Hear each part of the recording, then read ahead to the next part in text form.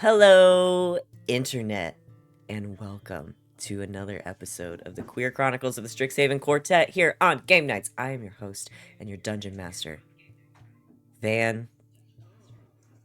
Are you guys hearing that? Something's talking, and it's not me. I'm hearing it too. Hello, everyone. The whole morning has been technical difficulties.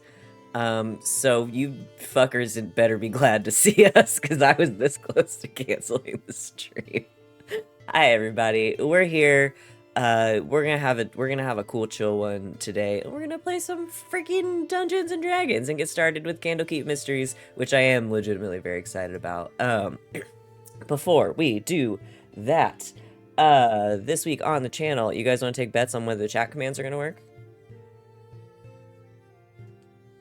I'm gonna pull an audible and say that like one of them works. I don't even assume the chat commands work half the time. I don't think socials are gonna work. Yeah, there it is. Socials aren't gonna work. Yep, that's my bet. Sid, you win. Oh wait, did you say they're not gonna work or they are gonna work? Not. They're not. Yeah. They're not. It's not working. Store works. Sid wins. Sid wins the game. Sid wins. What do I win? Dan wins. My own cynicism confirmed. You can. Hi, everyone. If you're live with us on Twitch, go down below our faces and click the big button that says Discord and join it. That one works. And you can find our schedule pinned there. And you can hang out with us and talk about video games and memes and shit, because that's what we do. And it's really fun. And we're fun to hang out with, I think. So come join us. I think we are a delight. We are absolutely delightful. Our next live stream after this is gonna be this evening. Barring someone's computer exploding. For Hearts of Stone, the Blades in the Dark campaign that Val has been running for us for a little while now, and it's been really fun. So come hang out with us and do some crime. I can't guarantee that one will be chill, because it never is.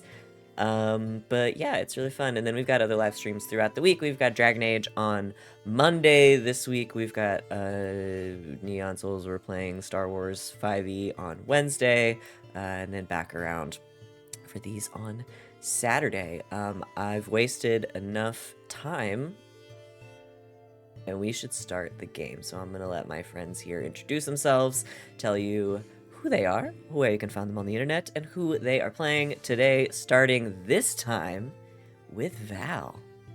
What? Hi, everyone. I'm Val. I punched my mic. It was so loud. It's a day. Hi, everyone. I'm Val. You can find the Kraken's Crown lurking around the internet. I run a few games on this channel. Like Van said, this afternoon, I'll be running our Blades in the Dark game, Hearts of Stone. You should come hang out with us at 5 o'clock Eastern time. And then on Mondays, I usually run Red Jenny, but I think Sita's going to be finishing up his little show this week, which I tuned in for. It was a lot of fun. You should definitely check out the second half of it on Monday at 8 for Red Jenny. And then on Wednesday this week, we'll be back with more Neon Souls Season 4, our Star Wars 5e miniseries. We're going to be doing also at 8 o'clock Eastern time. That's it for me. Tonight I will be playing La Justicia, who is an artificer. It is 10 in the morning, but that's okay. Did I say tonight? That's fine. It's tonight somewhere. Yeah. I'm done. Rachel. Hi, I'm Rachel Elizabeth. Rachel Elizabeth with a Z in the middle instead of an S. I am here on Saturdays. I'm an LB Hack from Ups channel on Sundays, and I'm also here again on Wednesdays for the it's not crime yet, technically. For the Star Wars 5e. We've only done a little crime. And today I am playing Sereia Vale, the Circle of Wildfire War Genasi Druid. Thank you, I do Rachel. that in order every time. Sid. Hello, I'm Christina Sid. You can sometimes find me on the internet at Greek Sid when social media does not make me want to punch things. I am here on Mondays and now back for the doubleheaders on Saturdays. I'm on corticosteroids today, friends. My cats hate each other, and I don't have the right soda. Also, my computer's broken. It's gonna be a day. However, today I am playing Giselle Wintersweet, who is a rogue archfey warlock. Take care of yourselves and each other. That's the good advice. And then finally we have Wally. What's up, y'all? It's me, Wally, your favorite non-binary slime best friend on the internet. You can find me on social media as WALLE132, just like the cute little Disney robot. You can also find me at, oh god, I forgot to pull up the fucking info. God damn it, Wally, you have one fucking job to do this morning, is to help out your friend with their fucking damn fundraiser. Okay, so at 8 p.m. you can come check me out along with Super Dylan and Captain Krail and DJ Maleficent as we're over at Covered Ghost. We're gonna be doing some D&D 5e games. We're all playing tiny little animals because we're trying to help our pals get to Breakout Con. It's gonna be dope. Come watch me play a game. It's gonna be cool. I'm gonna post it in the chat. But yeah, it's an all-day stream that's happening on starting at 12, going until like late into the night. So come check it out over at Dead Ghost Productions Twitch at twitch.com/Dead Ghost Productions. All-day stream is gonna be pretty cool. I'm gonna be on it, and a lot of my pals are. Yeah, but today I am playing Damian. That's all I'm gonna say. Chat knows. Chat gets to know about Damian. But your friends don't yet. But that's it. That's all I got. Yeah. Thanks, Wally. Should we freaking play Dungeons and Dragons? You guys remember how to... I forgot my dice. I don't know how to play this game. Here. I don't know Hold how to on. play this game.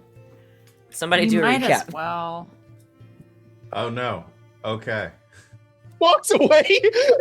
Previously, recap. we found a lot of money, just so much money.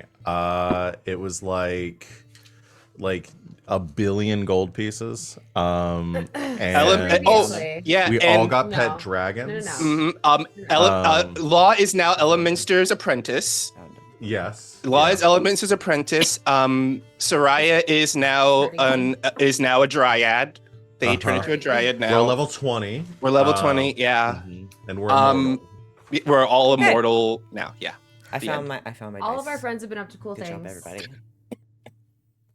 We went to see the guidance counselor. We had and a time advisors. travel intervention. We're doing an independent study program. We won't attend classes in the traditional sense all the time. We're going to take on 2 projects. They're hands-on independent studies. We have to go see Tom Bodette in the Biblioplex to give us those. We're going to still do our final exams and midterms. And Giselle and Law went home to go see their families. Giselle has a cool-ass condo in the Misty Forest now. And an official title. That's where we're going to live. And Tom Bodette gave us 2 books. One was thick, weathered and cracked, and about 8 by 10 inches, 2.5 inches thick. I write really obnoxious notes. It was called Alcazar's Thrilling Tales. There are many images of Alcazar among the stories of his adventures in thrilling. And then there's another thin book. It was 8 by 10 and leather bound and a 1/2 inch thick, called Alcazar's Appendix. And it was an extra story, a single story. It was a drawing at the end with a stone golem with a blue gem at its heart. And we're kind of looking into the powerful magical item that Alcazar went looking for but never found. Possibly. And the golem may still exist. And we're supposed to read the book and let Tom Bodette know what we think. And I'm done. That's what Well happened. done. Well done. Dimensions of the book. I don't even remember those being said. They were. I did say them, yeah. And I wrote them down. I wanted to give you I'm guys a sense of obnoxious. like how big the first Yeah. book was comparatively. Oh, that's not the rules I need. Now the world knows how obnoxiously I take notes. I don't need the extreme heat rules yet. Pardon? What? Hmm? So, where we left off, you guys are in the Biblioplex, in Tom Bodette's office. with a copy of Alcazar's Thrilling Tales and its companion Alcazar's Appendix. And yeah, what do you guys want to do? What do you guys want to do? Want to read the book? Yeah. Which We'll read one? Alcazar's Appendix. The Appendix? Yes. The shorter one. Yeah. Okay. I'll start on the longer one then. You start on the longer one. Okay. The Appendix, Alcazar's Appendix will not take any of you that long to read. It's just one. It's like a little.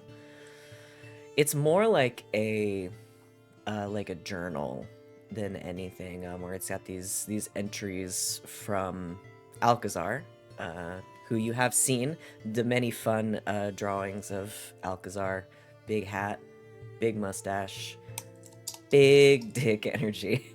But the appendix won't take you that long to read, and I can give you guys a little bit of a rundown of the story that he tells. So, get to my notes here.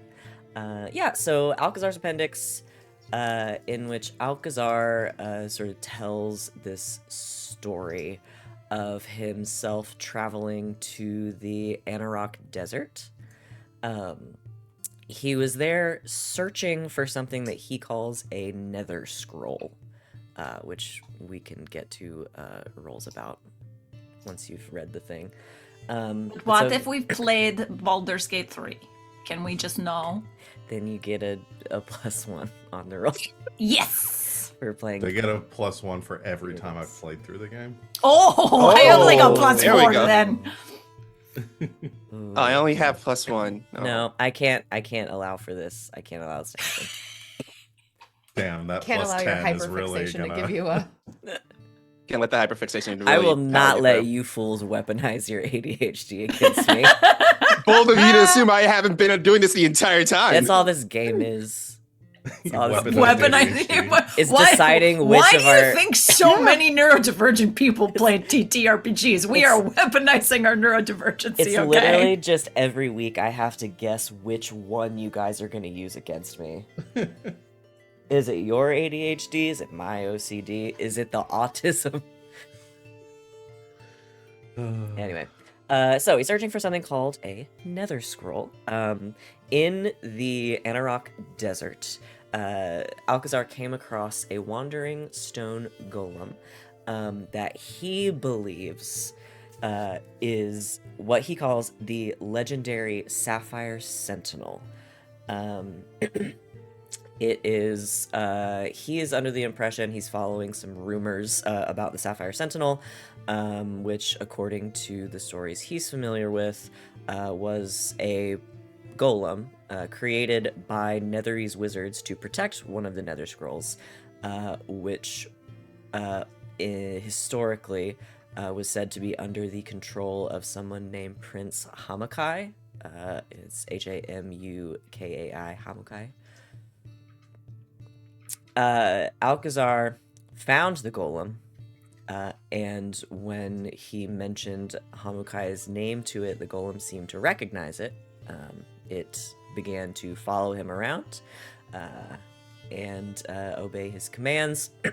He notes in some of the margins, he keeps making these notes about the golem and how he didn't expect it to have as much personality as it does. He says it communicated with him solely through some form of sign language that he had only started to decipher, but it seemed very lost and sad, and Alcazar feels for him.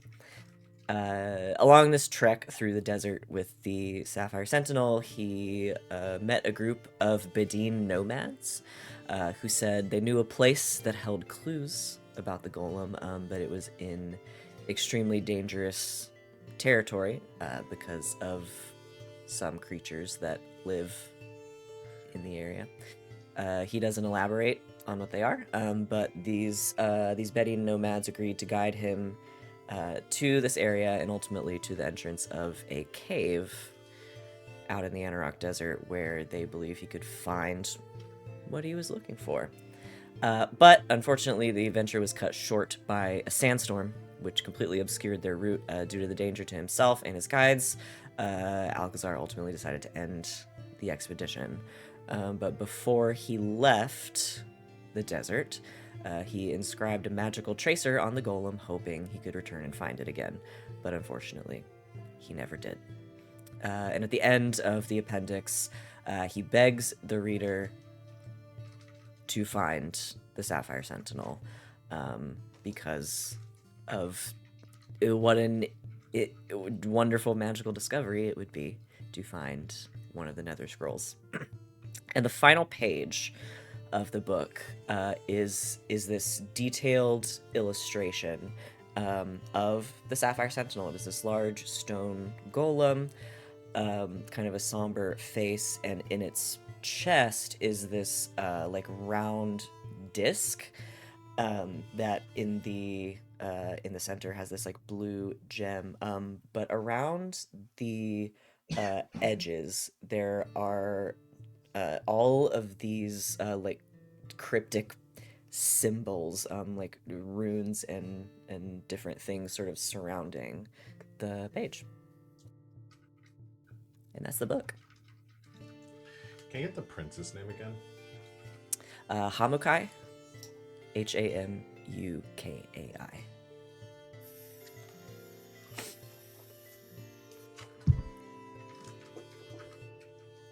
So a few things in there that you guys can look into. The Bedin as a people, the Sapphire Sentinel, Hamukai, Netheril, the Nether Scrolls. You said he'd put a tracking thing on the golem? Mhm. Did he have any more information about that? Something maybe we could tap into and try to track it down? That's a good question. So most of the book is just the journal itself. It's possible that these sort of runes on that final page have something to do with the tracker, so you guys could look into that if you wanted to. Can I see what I might know about the Netheries or Nether Scroll? Yeah. So you can do history or arcana I will do an Arcana. for them. Can I look up the people? Yeah. I look up the people. Do we get advantage because like we're in a library and there are people helping us? And Yeah, sure. That seems right. Is the people history? Yeah, unless you have something else for that. I don't know if they're inherently magical people or something. I'll call it history, I think, for the Bedin. Okay. that is a 29 Arcana. Okay. I got a plus 16. Oh, That's obscene. it is obscene. Jeez. That was a mid roll for me. 18 history. Okay, both of those succeed. I'll start with the Bedin. This is Bedine, Bedin. So Giselle, you do some looking in some history books about the history of Anarok and the desert. The Bedin are a nomadic people that reside in the scorching deserts of Anarok. They're pretty much the only people who live out there, and they are the only people who know how to survive out there for any length of time. You do know that Dune just came out, right? I'm going to see it tomorrow in 4DX by myself. So this is absolutely perfect. So you didn't have to roll a check. You can just No, go I see already Dune. knew, but No, oh you my god, already you guys, know. I have to go see Dune, like right now. It's for research, I promise. Just go watch Dune, come back, and they'll tell you what they learned, and you tell us what you learned, and then we'll just combine the two. But yeah, so the Anarok Desert is a desert. Barely anything can survive in it except for any kind of like plants or creatures who have innate resistance to it. It is miserable. It is dangerously hot during the day. The Bedouin tribes are nomadic. They all just sort of orbit, or the different groups sort of orbit around each other in the desert. When they meet, they come together, they trade, and extend hospitality to each other, and then they go their separate ways. They specifically, every group of Bedouin does have trained guides, people that are like specifically experts in desert survival skills, just because it's an innately magical place, and sometimes people who aren't from the desert come through. And so some of the groups do have people that are willing to guide folks from other regions through, keeping them safe, because they, above everything else, have a strong code of honor and hospitality. They keep to themselves for the most part, but anyone who visits the desert and comes across them, unless they do something to prove themselves unworthy of that kindness, they provide shelter, food, drink, and will not turn anyone away unless they're threatening their safety. The only thing that I think you do pick up, because you rolled good, there are some stories about the Bedouin being very wary of magic, particularly arcane magic, because the Bedouin people have lived in that region for centuries, and were there and passed down these stories about the Netherese and sort of the havoc that their magic has wreaked on Iraq in the past. So they are extremely wary of arcane magic in general as a culture. Okay. We All right. probably want to find these people and hire them. But don't do magic, okay? They don't like it. What'd you find? Blah. So you want Netheril and the Nether Scrolls. Yes. Boy, howdy, do I have some lore for you. Oh boy. Drop! You guys want a Lore lore drop. drop? You guys want a lore drop? Gee, we love a fucking lore drop. All right. DJ lore drop, lore drop, lore drop. So Netheril, Netheril. Sorry, I was trying to make sure I was knowing how to spell everything. Netheril is an ancient human empire of Faerun. During the age of humanity, this is thousands of years ago. They were known as the Empire of Magic. They were a magocracy, which is an actual word. They're a magocratic human empire, meaning that whatever their form of government was, whether it's they're most commonly oligarchies and like feudal systems, but only those with magical abilities can hold office and be in power. They originally were fishermen and farmers who lived in this section of Faerun, until the elven kingdom of Airlan, which was far to the northeast, which came a little bit into the high forest of Faerun, introduced them to what they called the art, which is arcane magic. The Netherese, they harnessed this magic and then obviously fucked it up. So for the next 1,000 years, they became this immensely powerful empire, the Empire of Magic. They put that magic to use. They were the ones that discovered the Nether Scrolls in the first place. That's why they're known as the Nether Scrolls now. They're also the ones who first. So we talked about it a long time ago. Those central points in Strixhaven that are just like the raw magic fonts. The Netherese are the ones who first developed those. They're called mythalars. They're these devices essentially that capture and give you basically unfettered access to raw magic. They had flying cities. It was great for about 1,000 years. Then they got arrogant And eventually they said, we know magic, we want to become all-powerful and rise to divinity. They lost control, and for the first time in history, but not the last, destroyed the weave itself. So basically undid magic across all of Faerun. It caused this massive maelstrom.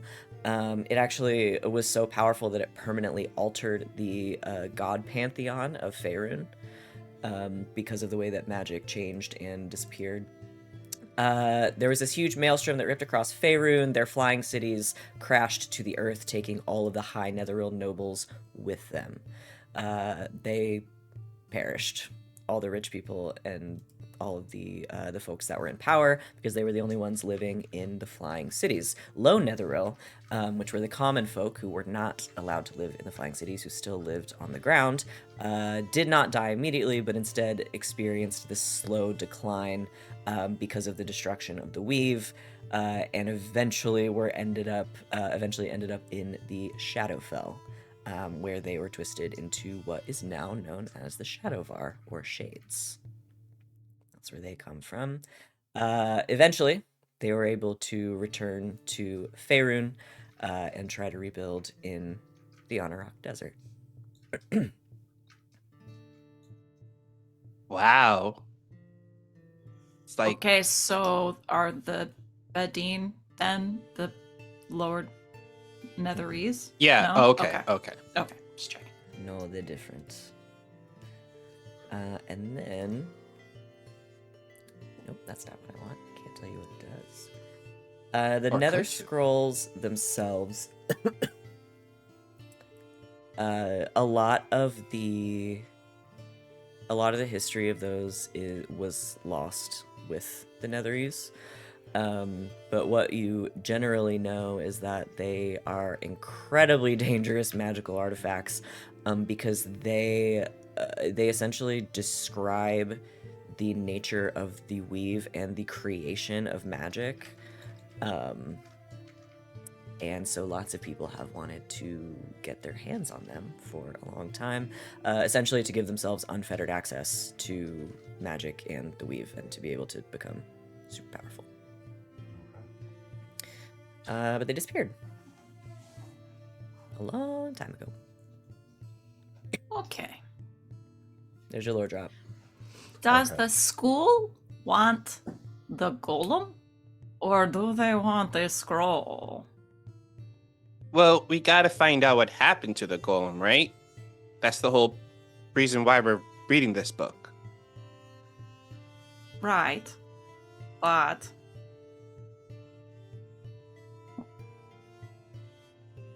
really. I don't know. Maybe we should ask. Hey Tom! Tom Bodette comes rolling back in with a few books in one robot arm. Yes. Just a question. So our goal is to find the golem, right? If you choose to undertake that, yes. Why? Well, anytime we have new information like this come into the safe keeping of the Biblioplex, we want to research it as much as possible, especially when dangerous magical beings and artifacts are involved.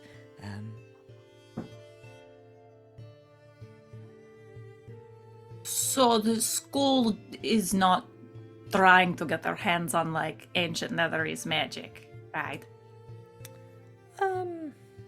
Hard to say. If a nether scroll were to be discovered, one of the safest places it could be kept is right here.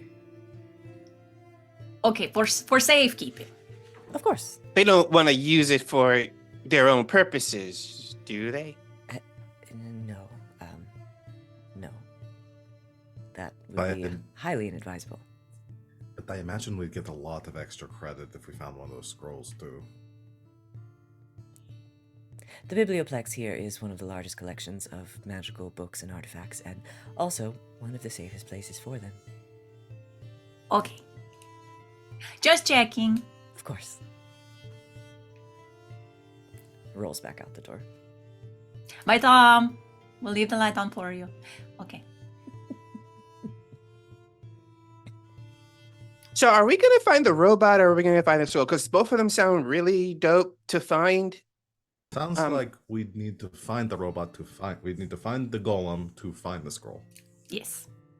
Okay, So if so we the plan. find the golem, then we could see if we And can make get- friends, and like maybe we have like dinners and See, stuff. Like I once was a hoping that month. too. I was hoping that we could at least make a robot best friend out of this, because that would be really cool if we could have a robot best friend. Dutch over in the corner just looks dejected and Dutch. slides out of Dutch, Lord. no, yeah, Dutch. Dutch is family. Yeah, Dutch, Exactly. you're different, Dutch. You're like, you are family. A robot best friend is just someone, that we could ask to help us move. Okay, you're different, Dutch. Should we say this so loud around Tom too? I mean, we're pretty tight with Tom as well. Tom understands the boundaries between us and being a student and That's being a right. teacher. He is faculty, so Yeah, they probably understand the can't be- boundaries. Can't be Yeah. friends, fraternizing with students. Okay. Not at least until we graduate, So I guess we have to make a field trip to the Akarok and the Rock. I have it in my notes. I just can't find it. And the Rock Desert. Okay. So should we set the time for that, depending on our class schedules? Right. Yeah. Well, yeah, because I Classes. start new classes this week. Oh yeah, what are you taking? Oh, well, I decided to, something that pretty much caught my eye was, the dance classes. Those look pretty cool. So I figured, maybe I would, go into like, the arts, like dancing and music and stuff like that. Well, Seems you're pretty cool. always drawing and everything, so Yeah. Yeah, it just felt like the natural way. Yeah. But it's oh boy, it's a lot more intense than I thought it was gonna be after looking over my schedule. So I think we should, kind of make sure we can work this in with our class stuff, because this sounds like it's gonna be an adventure. And education is already the adventure that we decided to undertake for ourselves. Can I make it in, I don't know, some sort of check to look at the runes that are all over the page? Yeah. Right. Are the runes on the drawing, like of the golem, like they're on the golem, or are they on the page around? They're like on the page around, sort of like framing Okay. the Okay. the That's what I drawing thought, I just wanted to of the make golem sure. itself. Yeah. Let's see. Where's the books? You can make.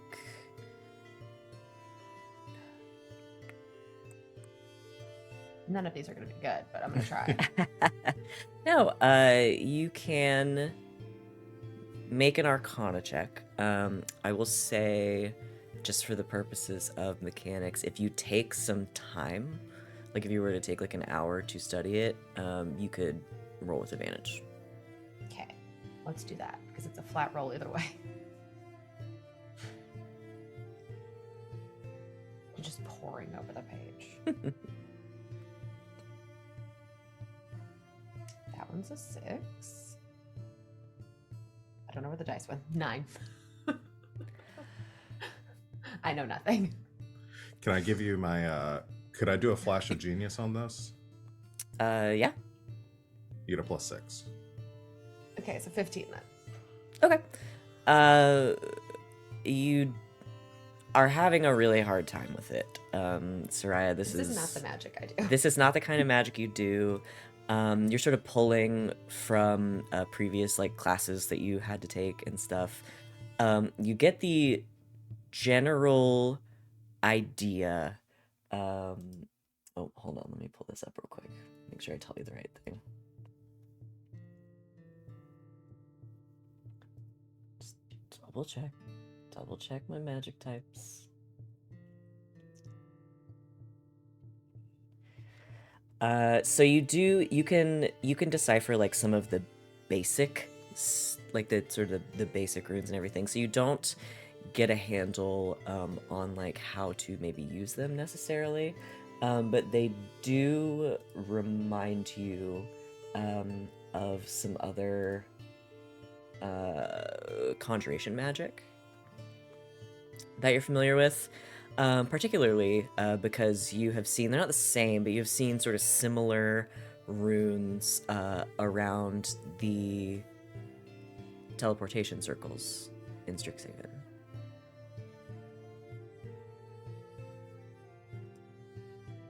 I will relay that information. Like the same exact ones?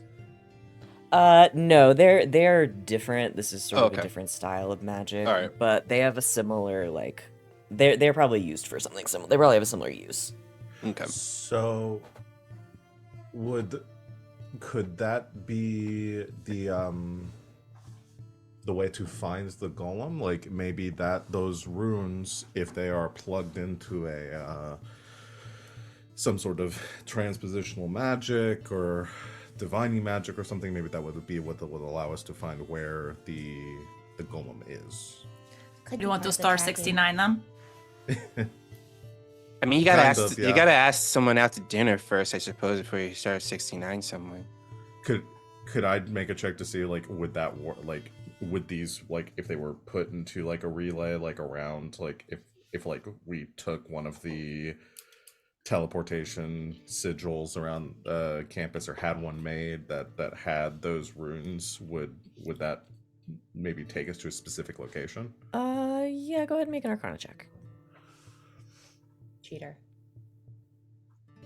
That's a 30. Okay. That's enough. That's enough. That's enough. It's more than 9. It's like 15 total. Yeah, 30's enough. You, Because if it's not enough, I can add my flush of genius. No, it's fine. You sort of, as Sereia is telling you this about these runes and like recognizing sort of the same, like some of them have the same functions as these teleportation circles that you guys are really familiar with. They're all over campus. They're at the top and bottom of stairs. They're in the, in the main biblioplex to help people go home for vacation. You get this idea. You sort of follow the thread of this idea, and Law, the sequence of the runes starts to make a little bit of sense to you.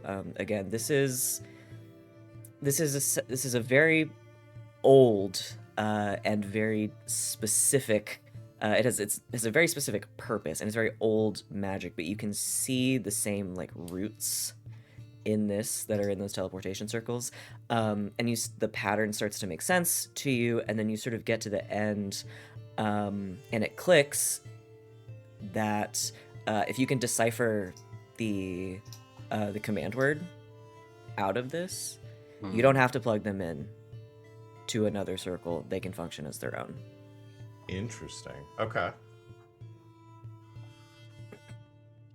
I assume that would be something like a project I'd have to work on deciphering this. Essentially, you would just have to like dedicate, if you dedicated like the better part of a day to it, you could do it. Oh no. Uh-oh. Oh no. Everyone's frozen. Oh, I can hear you. Yeah, you froze on our end. Hello? Yeah. Can you Yep. hear us? We can hear you. We Yep. can hear you. All Very right. Weird. So yeah, if you dedicated some time to it with those rolls, yeah, you guys could suss it out. Okay. And it would be like I could use this at any teleportation circle, or I just put the runes down and would say the command word and it would activate. Basically, yeah, the second. Okay. Gotcha. Yeah. So I can work on that. I mean, that would give us a good place to start. We Cool. should make sure we have a way back. Yeah, we gotta make sure that we can. Uber? Well, can we use like one of the Fantasy Uber? teleportation circles here? I mean, once we get there, we have plane shift. Oh yeah, we do. Yeah, we do. Oh, right. Oh yeah. I know sometimes we Oh, forget that we like That we have have abilities. resources and stuff, you know? I do forget that we can do that kind of stuff. Yeah, if we have a way of getting back, then I can figure out the way to get us there. Cool. And that's why I can work on that. We go to like our first week of classes to make sure we get everything, because we're going to be doing a lot of this remotely. and turning. Well, into and if we pieces. end up having to like, if that is like a teleportation, we have to be on the same plane. Like if it's in Faerun, like that's where my circle is. So, you know, we just go home, and then we could teleport. Yeah, how far is the Anorak Desert from the Misty Forest? Ooh, that's a good question. Let me see.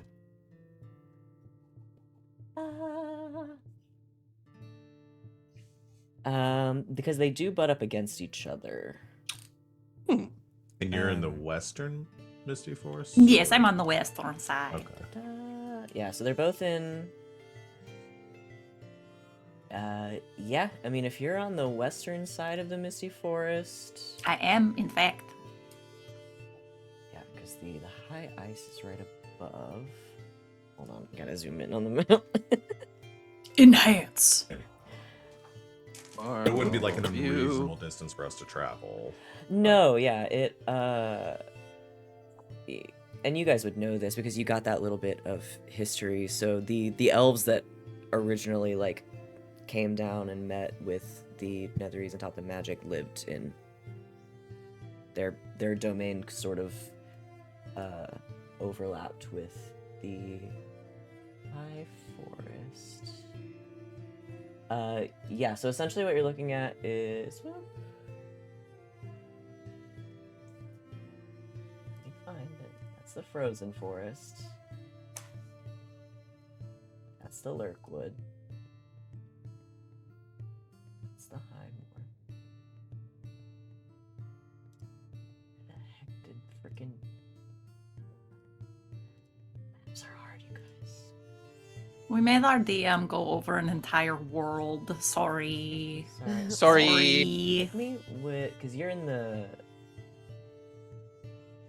Sorry, where is Giselle again? In the Misty Forests, You're in the the Misty western side. And the Misty Forests are up here. One second. It's all coming together. Faerun's like, you know, There's- big. Okay, it's Daggerford. And Daggerford that's the Forest of Worms. Keep going.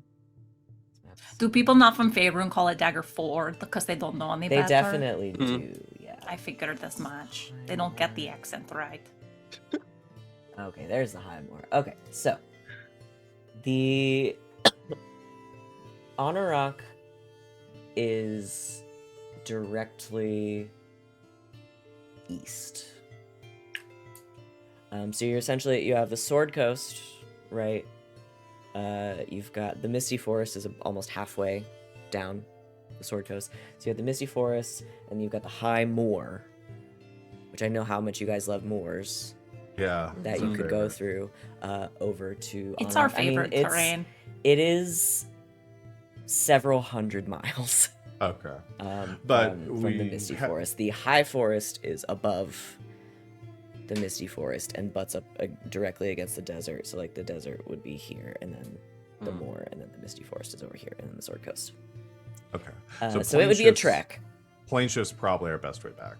Yeah. Probably. Okay. Yeah. All right. One of us will keep it prepared. Yeah. I'll do. Well, I just have it in my staff, so we good. I'll do you guys a little screenshot of the map to show you what I'm talking about. But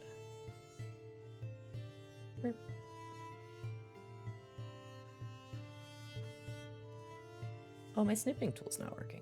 I'll show you later. You guys get a general idea.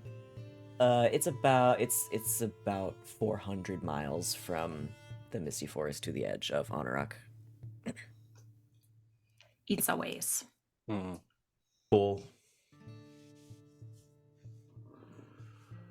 All right. Well, that sounds like a great place to start.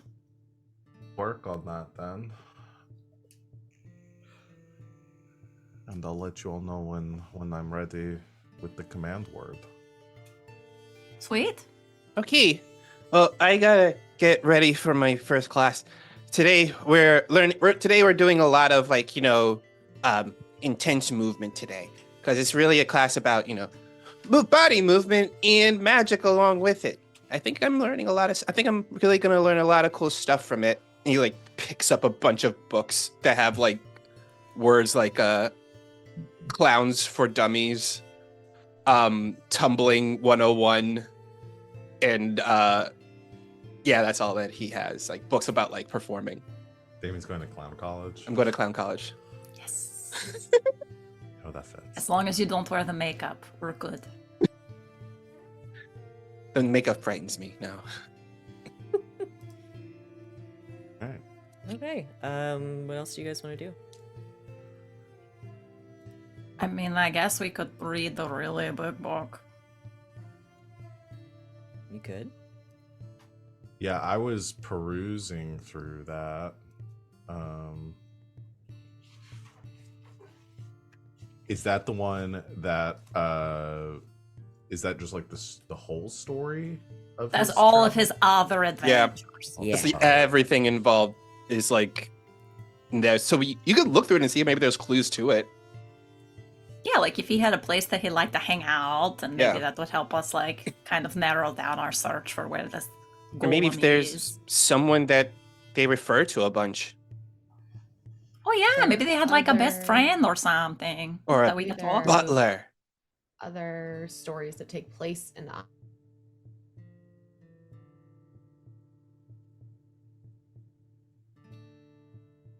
Uh-oh. Uh-oh. Uh-oh. Uh-oh. No, they froze. Oh, no. Oh no, now Oh, no. everyone's frozen. Uh, Bear with Zoom us. is- Bear with us, yeah. chat. yeah. We keep getting the internet connection is Yeah. unstable. Which it's not. Yeah. No, Zoom is internet's too tight. fine. It's not the Fine. internet. It's Zoom just likes to blame it on the internet. Anyway, Yeah. no, that's fine. We'll Mm. we'll continue Zoom, on be as unstable. We best all are. can. Oh boy, what a day! It's a day. Mhm. It's only 11 Yeah. a.m. We're like, whew, I'm tired. Mm-hmm. Question: did we ask this before? Is Alcazar alive? Oh, yeah, we don't know if he's alive. No, Alcazar is no longer alive. This was Okay. This is how old is this? Could we find his body and bring him back and ask him 3 questions? It's gonna be Alcazar was at least a couple hundred years ago. Got it. Okay. So we could also probably gather from that anyone that he spoke with, or anyone like mentioned his adventures, may not be alive either, unless they're like an elf or a dwarf. probably. Yeah, it would really just depend on who happened. Hey, to Damian, be does your there at the grandpa know time. him? Actually, Grandpa may know him. I could ask Grandpa if if he can give us some insight on it. That is true. Yeah, the bedding are mostly human. But I mean that doesn't mean that there aren't some other like They could have long-lived stories or races. something. Yeah. Yeah, I'll go ask Grandpa right after this. Okay. I could look more into the bedding too, like find out which groups and like in which areas are cool with like taking people through the desert and stuff. I mean, they seem pretty amicable. Like no matter what, we just gotta be. We guys gotta We be. gotta cool it yeah. on the magic. No magic, no zappings. Like Damian's looking directly at Laws. He say, no zappings, no doing magic just because you can't tie your shoe. I've seen you do it, Law. Listen, it's hard. Like that goes over and under and through the loop, and then I don't know what happens after that. You loop and pull. Yeah. And your Or shoes are the rabbity last of one. rabbitier. That's also one. Law's also looking around to like all of the magical arsenal that all of us carry at any given point. We should probably cover all of that. We should get some and this would be good for the desert because it's going to be hot. We should Oh, yeah. probably get some overrobes, Some water too. A lot Lots of water. Lots of water. Would Druid Girl work in the desert? Maybe. There is a desert circle. I don't know why it wouldn't. Okay, what else do you guys want to do?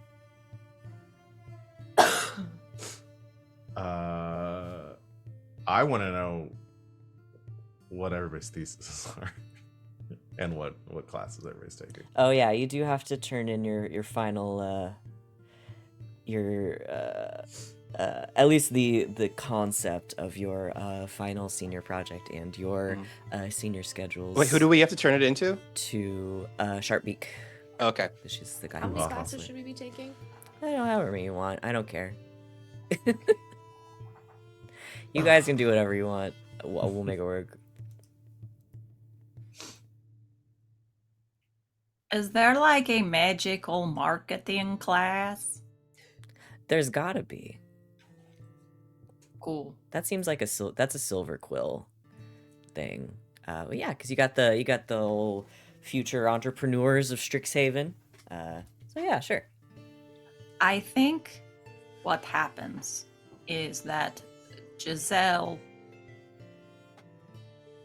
did what I think Sid did her senior year and just had all of her plans in her own head and then forgot to actually officially tell anyone about them.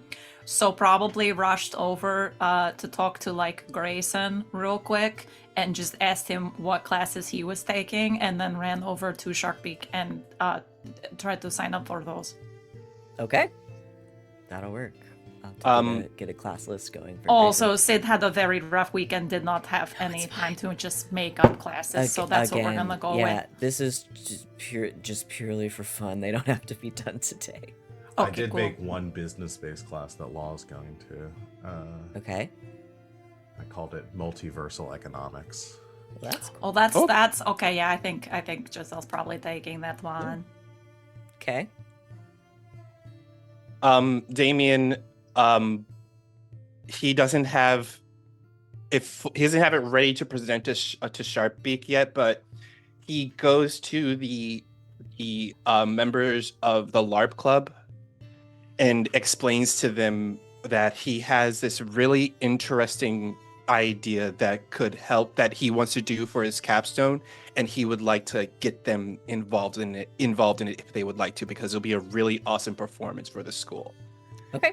Yeah. They agree. And then they actually also, it'd probably be Rosie. Would, because she's the president now, so would suggest also probably pulling Quintilius in on that, because his project is this performance showcase essentially. Okay, yeah. So you guys could work together. He's definitely going to go to Quintilius also about it too. Yeah, Quintilius is super into it. Yeah. Anybody Yes, else? Do you want to hear capstone titles? Yeah. I think we all did those at least. Yeah, hit me with with what you got. Okay, I did do that one. It's called Business or Pleasure, combining commercial and holistic approaches to the Kaladeshi institution of studying abroad. That's awesome.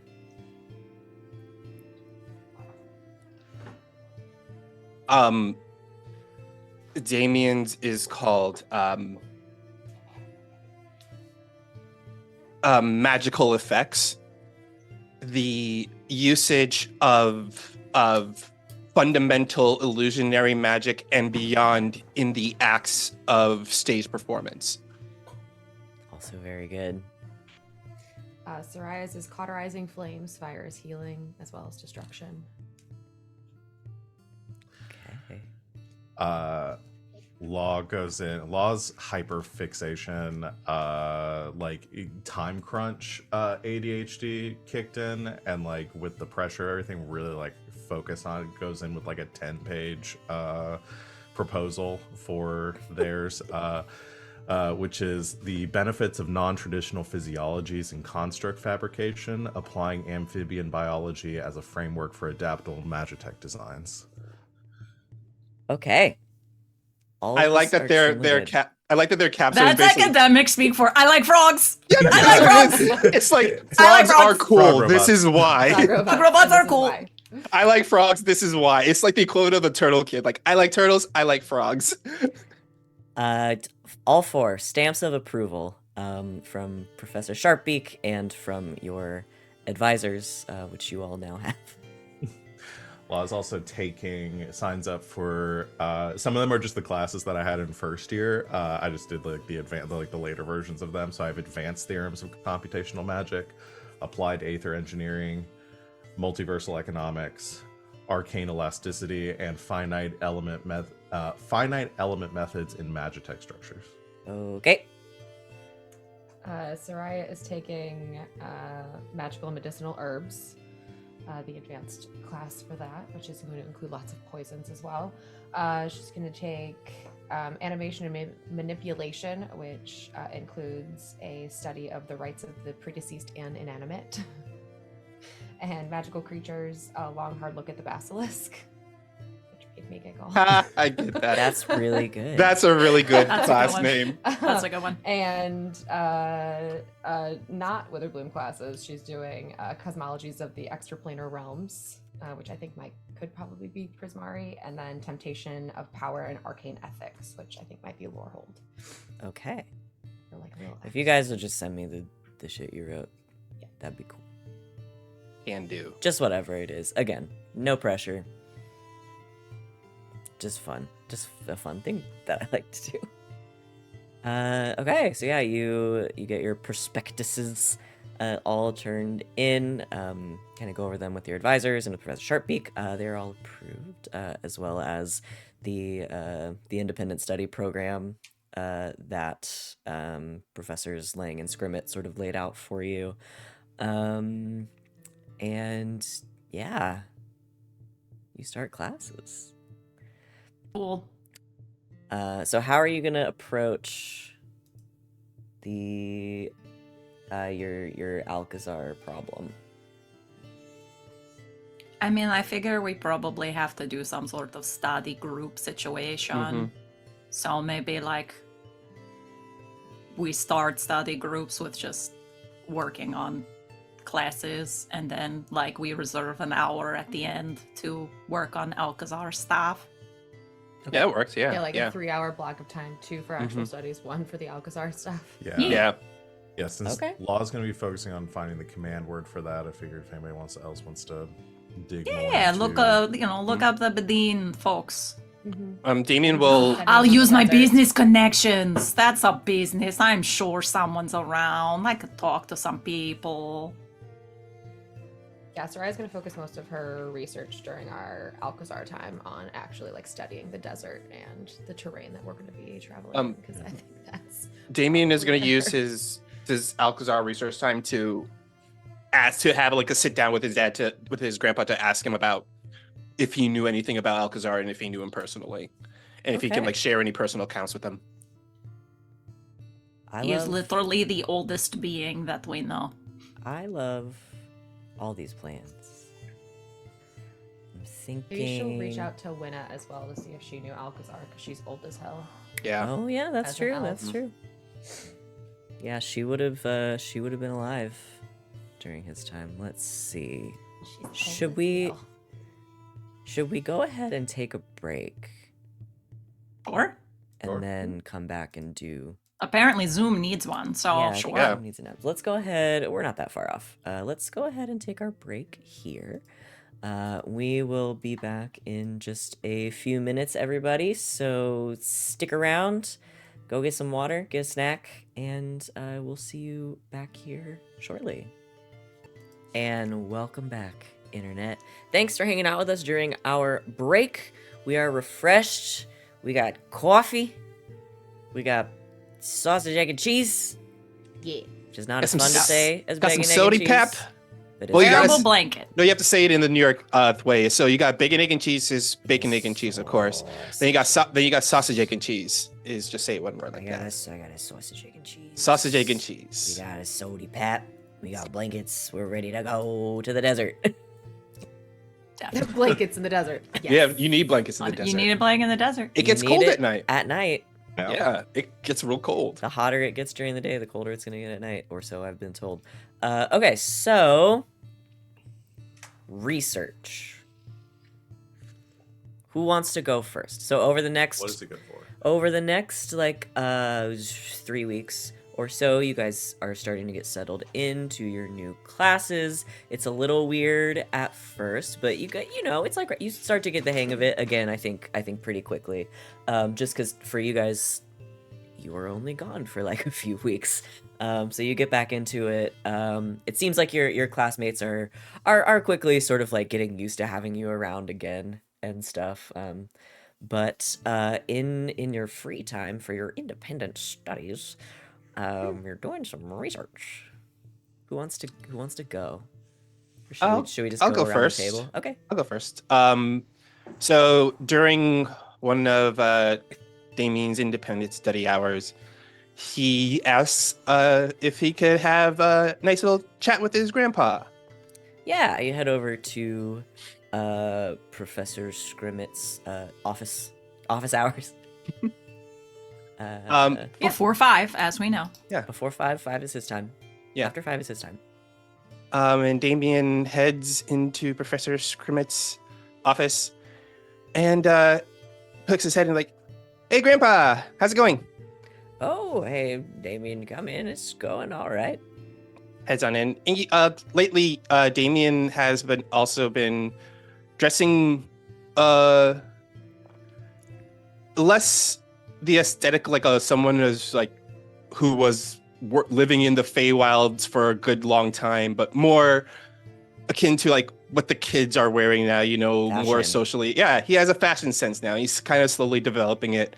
But also kind of like hanging at his like waist, like dangling off the back of his waist, you see that short sword that he got in the Feywild is just like dangling there, and it looks a little bit more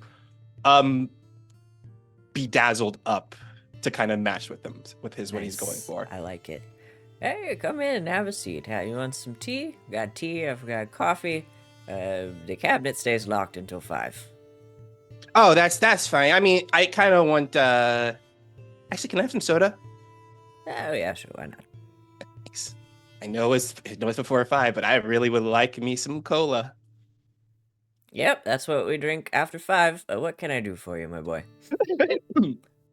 Well, so we're doing that whole independent, study project Yep. with this guy named what was his name? Alakazar.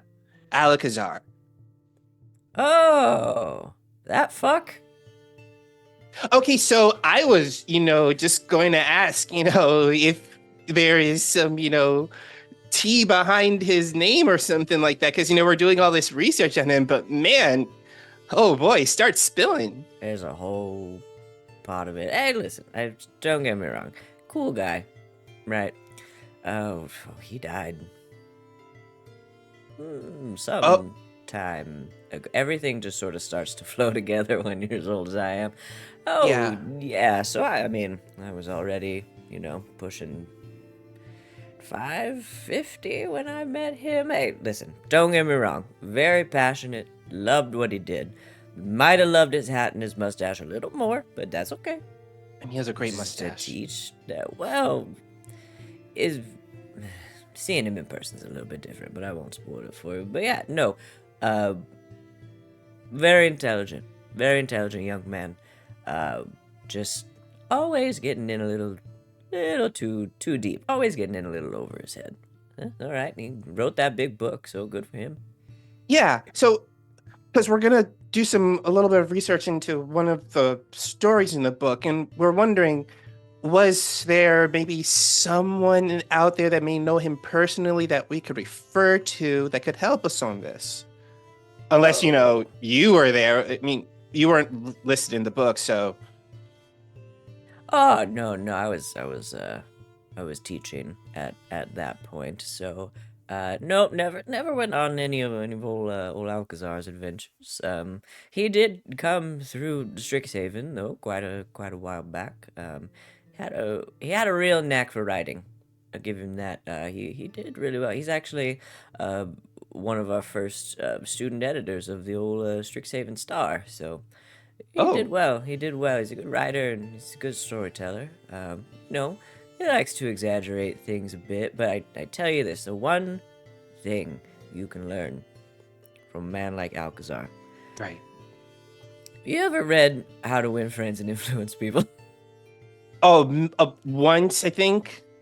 So allegedly, he says, I'm not sure if it's actually true, but he says that that book is based on some of his strategies. But listen, Alcazar loved to ask questions.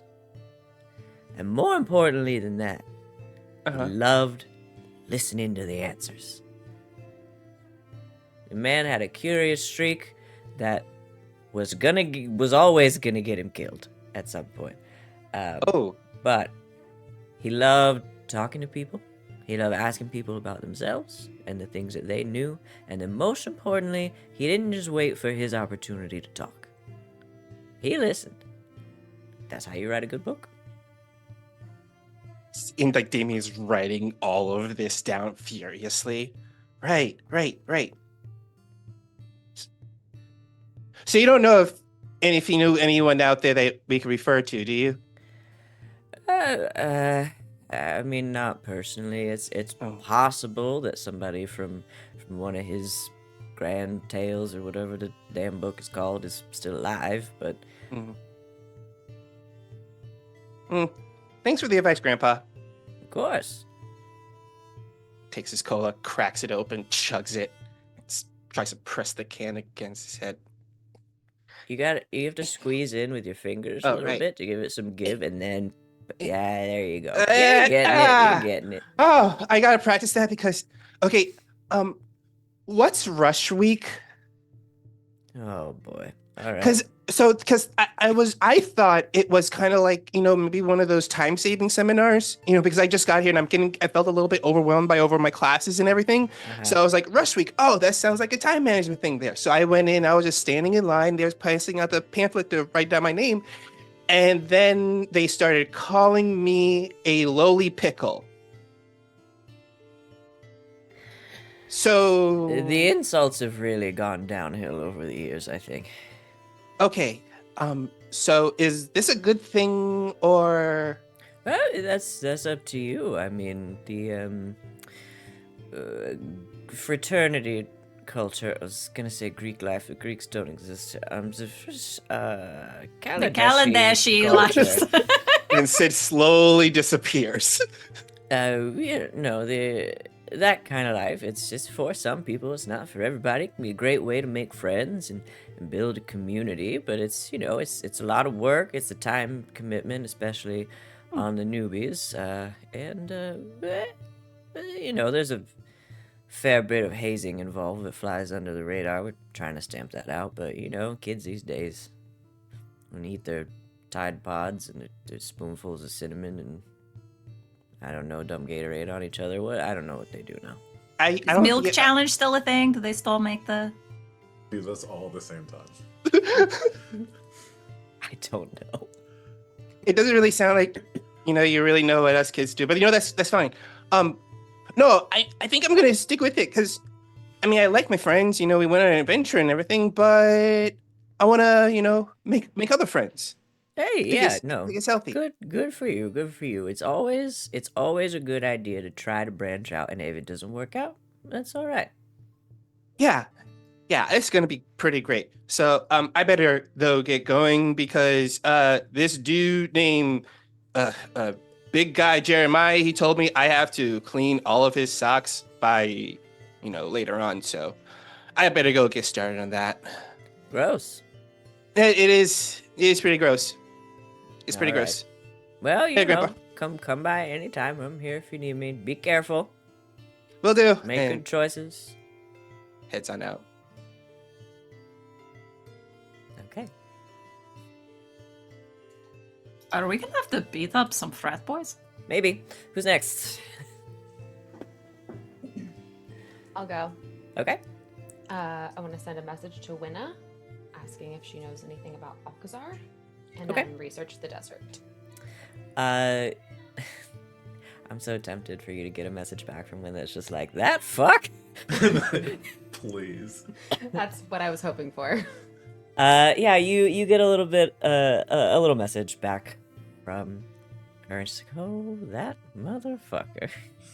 Have we had dated. Winna and Scrimmet in the room in a room at the No, same I think we time? determined that they do know each other. No, they do know each other, and you guys think they might Have dated. They might Yeah. have dated. That's But what we've the- never seen them in the like- same room at the same time, Yeah. and Could also that's be a Yeah. Batman situation. like Damian and Sereia have like their own like headcanon about them that they write back and forth about, but they're just hoping that it one day is true. The next one shot we do, I'm gonna just turn it into a parent trap, a grandparent trap. A grandparent trap. Oh, I love Grandparent that. trap. Yeah, you get some information back from Winna. It's a lot of it is kind of the same, just through that Damian got just through a different lens. Alcazar was first and foremost a writer. He wanted to write. He wanted to be a writer. He wanted to be a storyteller. And he just progressively got more and more involved in research until he was out adventuring, trying to discover magical artifacts and new creatures. He and Winna says some similar things where one of Alcazar's favorite things was to go out and listen to other people's stories, and then eventually create some of his own. She will tell you, because she was still in contact with him at this point, that the story of Alcazar's appendix, about the golem, she's vaguely familiar with, sort of got bits and pieces from their contact over the years, but the search for the Nether Scroll and the failure on his part to be able to get it, pretty much consumed the last few years of his life. Okay.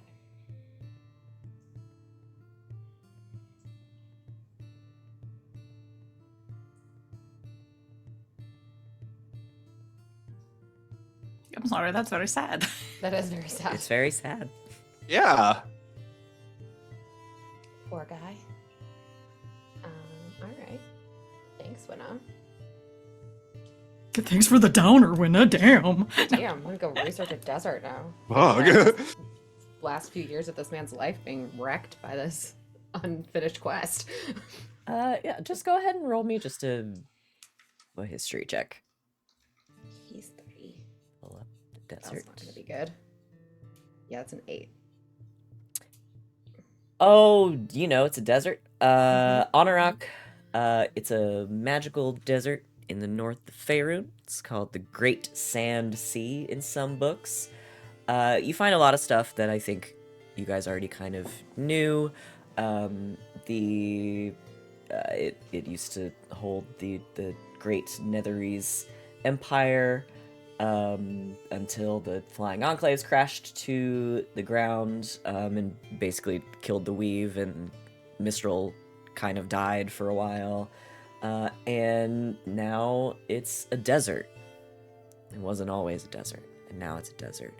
Hot during the day, cold at night. That's what you got. Sand? Is there sand? It's everywhere. It gets in everywhere.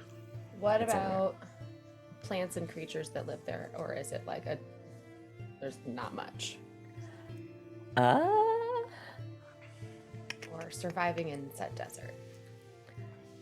I think with an 8, I mean, the advice you find generally is just that, like, whatever you would do if you're going to be spending time in a normal desert, double those efforts, because this is a magic desert. Okay. And yeah, there is flora and fauna that are native to the area, but because of the, like, magic influences and, like, what's left of Netheril and those ruins and everything, it makes things significantly more difficult to document. Okay.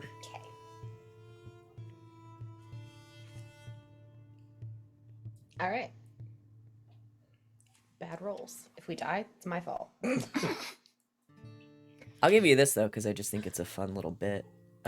You find a quote that's attributed to a harbor agent. They're anonymous. You can't find their name, but I just like this little bit that he wrote about Honorak. Desert, but not lifeless. Scorching hot by day, chill at night, but only dunes and hard plain in the south, where the Bedines swing their swords at you and play I'm Fiercer with any intruder. Cold rocks to the north, more life than you'd think for a land so parched, with old fell magic beneath your boots, and the stony spires of ruins covered and then lain bare by the sands when the storms howl like old teeth sticking up from a buried jawbone. Ooh. That's some fucking poetry right there. Did Josh Brolin write that? Sounds like it. Harper agent Joshua Brolin. Oh, okay. Oh, okay, got it. I knew it sounded familiar. What Again, else? if you haven't seen the photo poetry series that Josh Brolin made about the new Dune filming, look at it's gold. It's He's fucking gold. What else? I'm just working on the command word. Okay. And then we talked about this at the break, but I'm also making anything that might help us during our journey, especially if there's anything anybody has requested in the group that they'd like crafted. You have to refit Sereia's armor for Damian. Yeah, so I did check, because +1 armor is rare, so I wouldn't get the same benefits from that. I can only do uncommon or common. Okay. So I don't think I could craft that in the time that we... I don't know if I could craft that in the time that we have. I don't think so. I think that'd be a pretty big undertaking. Yeah. Yeah. But I could at least refit it. That seems like something Law could do pretty easily. Yeah, you could do that, so Damian can have some armor. I was looking to see, are there any potions... I was trying to Google it. If there'd be any potions that might help us with withstanding like the elements, because I know there's like fire resistance, like that kind of stuff. But anything specific that would help us with like traveling through a desert, specifically like environmental heat. Okay, so I'll just tell you. I can just give you guys the mechanic Okay. that the book is using, because I think it's weird to just like spring it on you. It's a desert. You could figure this out. So any travel in Honorok is going to function under the extreme heat rules, which you can find in the DMG under adventure environments. But it's when the temperature is at or above 100 degrees Fahrenheit. If you're exposed to the heat for a certain period of time, or you don't have access to drinkable water, essentially at the end of each hour you have to make a Constitution saving throw, or you gain a level of exhaustion. At the first hour, the DC is 5, and for every hour after that, it goes up. So as long as you guys are kitted out with, the right clothing, and you have plenty of access to water and everything, you won't have to make those saving throws as often. But I'm still going to have you make some. The other stipulations being, if you're in medium or heavy armor, or you're wearing any kind of like heavy clothing, you have disadvantage on the save. But if you have resistance or immunity to fire damage, you can automatically succeed on the saving throw. Okay. Oh, you know what I could craft us is an uncommon item, a decanter of endless water. Ooh, That would be Oh. good. good to idea. That's a good idea. Would be Yeah. clutch. Yeah, that would keep you guys from having to make as many saving throws. So normally, as long as you have access to drinkable water, I also have create water, but that's a small yeah, slot. you This wouldn't would have to save make as them. well. But if you guys are out there for a long while, I am going to have you start making those saving throws. So Yeah, if I could craft that. yeah. Tell me how much it would cost me to make it. Let's see. Oh, actually, I'm good for armor. I forgot I had the braces of defense. Oh yeah.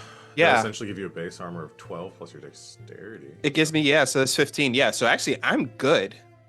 Cool. Yeah. Where's that decanter? Yeah. Me in my kitchen every day. Where is that decanter? I was just pulling up like this sane magic item pricing guide. Yeah. to see what they recommend. Trying to get the PDF to come up. Well, that seems a little extreme. There we go. That's priced at 135,000 gold pieces. What? No.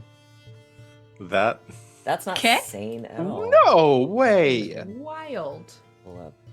there's got to be a Flying carpet justification. is less than that. Yeah, there's got to be a justification. I guess because it's just endless water, that there's ways that probably people would use that to break the game. But Oh, anything can be used to break the game.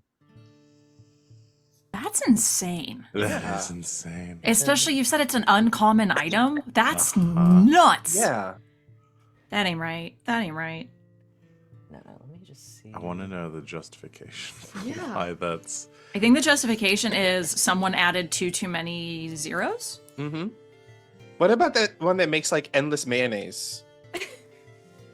You want that? That's to an die? alchemy jug, Yeah. but it only does like up to 8 gallons or Oh, something. I'm Yeah, just gonna- It's not endless. For this, I'm just gonna just go by the general rule of thumb. So an uncommon item would be 500.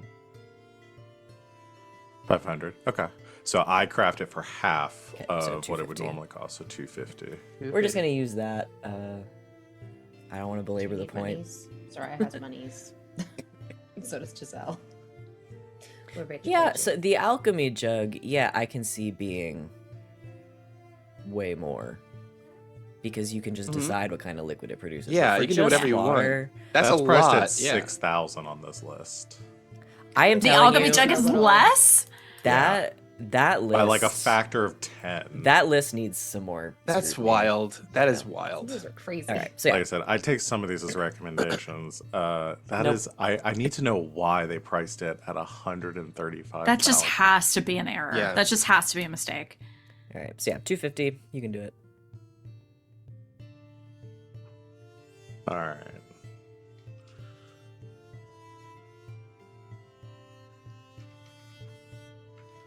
Anything else you're gonna craft?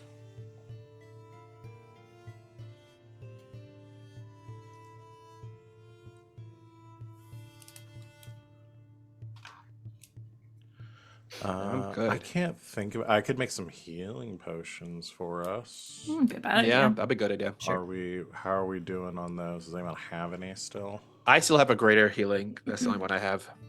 I have. I have 3 regular. Yeah, I have 3 regular potions of healing. I also have drugs. That's I have 1 superior just hanging out. Sereia can also make with the herbalism kit healing potions. That is true.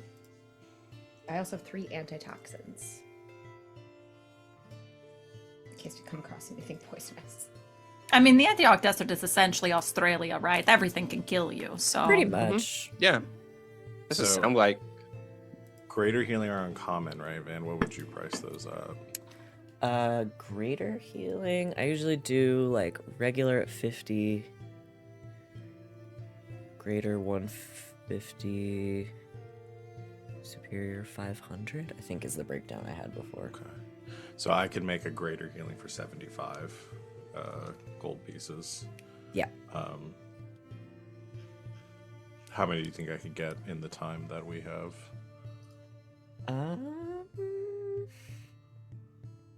I'll tell you what. Roll for it. With my, can they have advantage since Sereia is proficient in herbalism kits? Yeah. Can help. Yeah. I'm also proficient in alchemist supplies. Do you want me to make a roll with that? Yeah. Roll with your alchemist supplies with advantage. For every 5 you roll, you can make a potion. You mean use intelligence? Yep. Okay. So I have proficient, so I get expertise as an artificer. So I have a plus 16. This will tell you how many you can make, and then you'll have to expend the money. And I'm rolling with advantage. If you want 'em.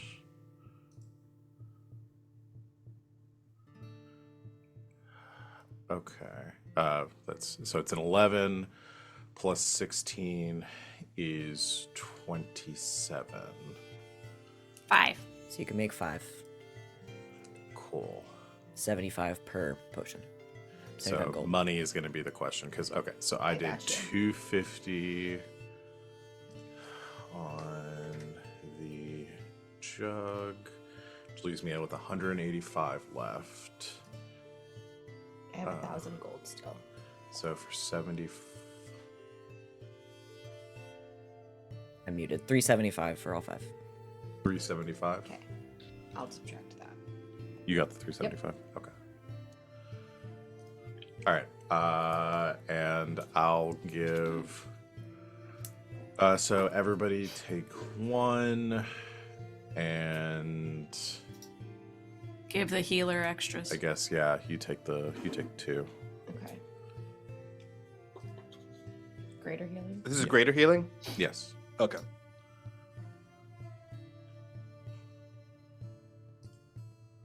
Okay. Anything else?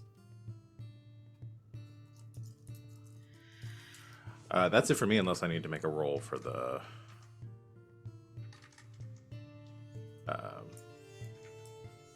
For the word. For the No, for that, it's just about the time you're spending on it at this point.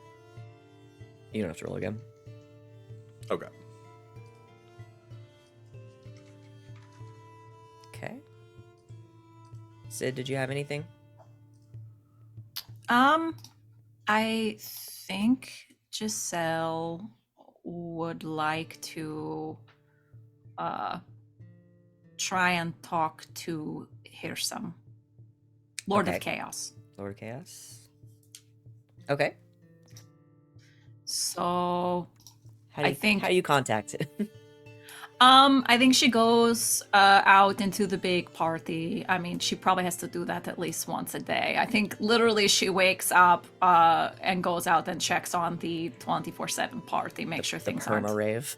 the perma rave, make sure things aren't too crazy. But I think just goes around the side of the stone circle and puts a hand to her necklace and kind of like security putting their finger or in their ear to concentrate on what they're hearing. Just goes, Hirsam, my Lord of Chaos, do you have a moment? You reach out, you wait for a moment or two, and then kind of at the edge of the stone circle, this little a little bit of breeze sort of like picks up some leaves off the ground, and they sort of float through, and you just hear a little bit of a whisper on the wind, and you're sort of used to that being him letting you know, I can hear you. What's up? One, I hope you're having a good day. But also, I'm about to head off on a bit of a journey that involves some really old magic and stuff. But I won't bother you with all the details right now. We can catch up later. I was wondering if you happen to know anyone in the Bedouin community. I was trying to get a hold of someone who might be willing to take us through the Eniok Desert, and so I thought I would ask you first, of course. Okay. I want you to roll something. That's fair. But what? But what? What? What do you think? I mean, Persuasion's always there. persuasion. Let's roll persuasion. Okay. Do I get advantage because he likes me so much? I guess you guys have been like bonding. Okay, Yeah, that's fine. cool. Okay, cool. Okay, not bad, not bad, not bad. Persuasion +9. That's a 22. Okay. You feel that breeze, that sort of warm breeze, sort of pick up again, and it swirls a little bit more. And you see this little like cyclone of leaves, very gently, sort of all come to rest near one particular stone in the circle. And they all sort of like settle on the ground, and then from beneath them, you see something like a little flash of light, almost like a little twinkle. I like shinies. Just go look at it. Okay. You look at it, you move the leaves out of the way, and you pick up a almost impossibly smooth like river stone, and glowing on it is another one of these runes, like you guys have seen in the book.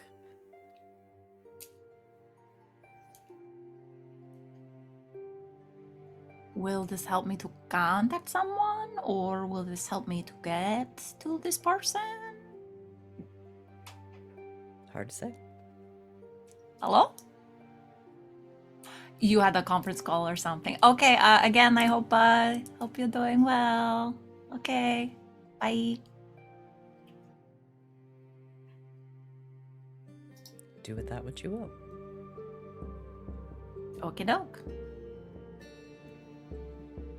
You're frozen, but it's a good face. It's a very good face to fries on. Oh God, I can hear you all. Can you hear me? Yep. Yeah, Yes. Yeah. We knew this would happen. I called it before stream. Yep. but it's a very good You're making a face, great though. face. Yeah, you are. I can see it. It's really not great. Y'all are really Says nice. you. Though. Okay. Well, I We'll have spinny wheel of death, and we'll see when we'll I soldier eventually on. crash. We'll Yep. yep. Soldier on, and I'll join when I can. All right. Anything else? I can't. Yeah, I'm think of- good. I'm just prepping spells. I will say the night before we go do the thing, Sorai's gonna have everybody do a hero's feast. Ooh. Ooh. Okay. So, just for planning purposes, we're having a Okay. dinner party. Got it. You guys Got have it. dinner together. Mm-hmm.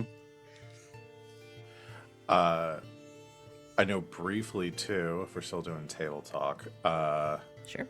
we had talked about items that people had that people need, stuff like that, like redistributing things that might be helpful for people. Oh, yeah. Can you all still hear me? Yes. Yep. Yeah. Okay. Yes, I was going to discuss the cloak of invisibility. I can no longer attune to it. I don't have enough slots. So that is up for grabs if anyone Okay. would like it.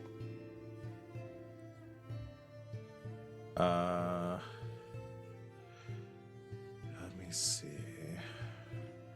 I've got also up for grabs the Ring of Shooting Stars, the Staff of Frost, and the Helm of Telepathy. Are any of those not attunable? No, they're all attuned. Yeah, no. Yeah. Because currently I have all 5 of my attunement slots taken.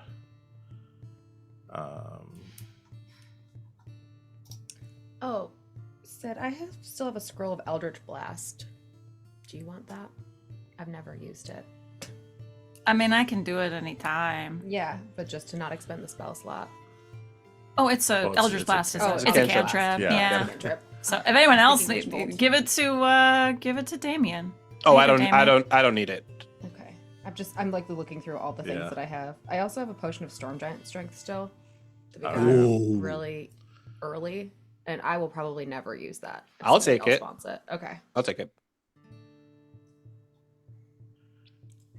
Yeah, currently, what does Storm Giant Strength bring you up to? 29. 29. for an hour. Yeah. Jesus. Because my strength is currently at 21.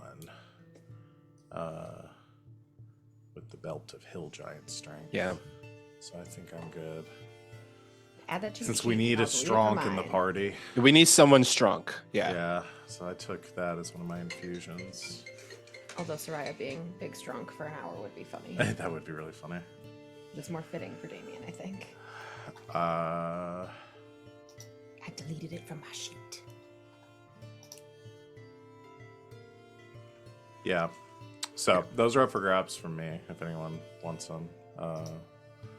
I'm good with all. I have no there's a items two to note. divvy out, so And everybody for the Heroes Feast thing, it's 12. Hit point 12 temp? maximum. Yep. No, hit point maximum goes up Oh, to okay. goes up 12.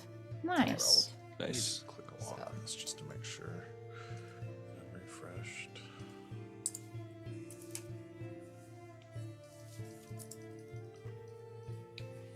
Anything else? That's for 24 hours. Dope. Okay. No, I think that is it.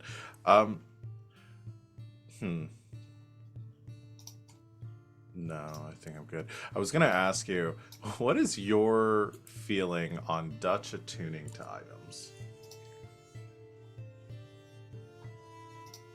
I'm gonna say it depends on the item. And I'm Okay. probably just gonna do that based on item rarity. Interesting. Okay. Yeah, like I figured like anything too Because complicated. Dutch is like probably... sentient. Dutch is a creature, yeah, Yeah. like it is a construct, follows my commands, but is still a creature. Like I don't think it would make sense for Dutch to be able to use like the Staff of Frost or something. No, I think that's or the Ring of probably just an Shooting item by Stars. item case. But I was like, I've got both a cloak and a ring of protection. If I wanted to give one of those to Dutch, I don't see why Dutch couldn't wear a cloak. and get the extra AC bonus. What if you and give save Dutch the bonus. cloak of invisibility? Yeah, Oh, give what me if that's we the give- cloak. But yeah, what if? Hold on. Could But what Dutch if? use the cloak of invisibility? Because that actually would be really helpful if we're going into a place that they're not like super cool on like arcane magic. Because I have this big like arcane like automaton. You know what? Mhm. I'll allow it. Invisible Dutch. Inviso All Dutch. right, Dutch, come here. Ties it around. All right. So when you want to go, just think really Actually- hard. Do not perceive me. And then boom. All Dutch says now is go to class. Go to class. Because I put that inside of Dutch now. Because Dutch is currently still frog head, but big like armored Willoughby like paladin armor With a cloak now. with the cloak now. And now invisible.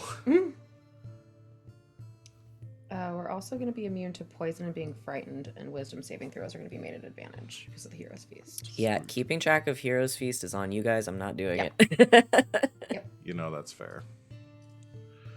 Cool. Dope. Okay. Anything else? I guess I'll bring this little token over to friends. So Lord of Chaos gave me this little token thingy with a rune on it. What does it do? I don't know. But I asked for help in finding like someone of the Bedin that might be able to help us in the desert. Anyone know what this rune means? I don't know what this rune means. Damian takes the rune, looks it over. Oh, what am I talking about? I can read I all see. writing. I'd have no idea what it means. Sid needs to You remember literally have what eyes she's. of the rune keeper. I have eyes of Yeah. the literal rune keeper. Wow. Y'all, I haven't played this character in a It's really been a long time. You Yeah, got it's it. been a while, It's though, yeah. level 15 is hard to Figure it come out, back in at. Yeah, we're super powerful now. We got a lot of options. Oh, I'm an idiot. What does this rune say? Catch up. Hmm. I'm just kidding. It doesn't say catch up. It's, I was gonna say, catch up. Wouldn't that no be mayo, a funny extra prank? cheese. That, I mean, A I funny wouldn't prank. put it past him. No, you dial in, and something sort of clicks that hadn't before, and you sort of look at Law finishing up this this research and completing this circle that you guys are gonna try to activate, and you can see. And you thought maybe it was just because like Law's handwriting is bad or something, but there's a spot in the circle where theoretically this could fit. And as you sort of hold it up and you look at it and you look at the circle, it doesn't have like a direct translation, But it's kind of a how do I explain this in words? In my head, I know. Like the tunings on an engine. Yeah, it's just a little tweak to the circle that perhaps when the circle takes you wherever it is going to take you, you might find that at that moment you have a little bit more luck, and you might find what you need there. You're like fine tuning the frequency. I love that.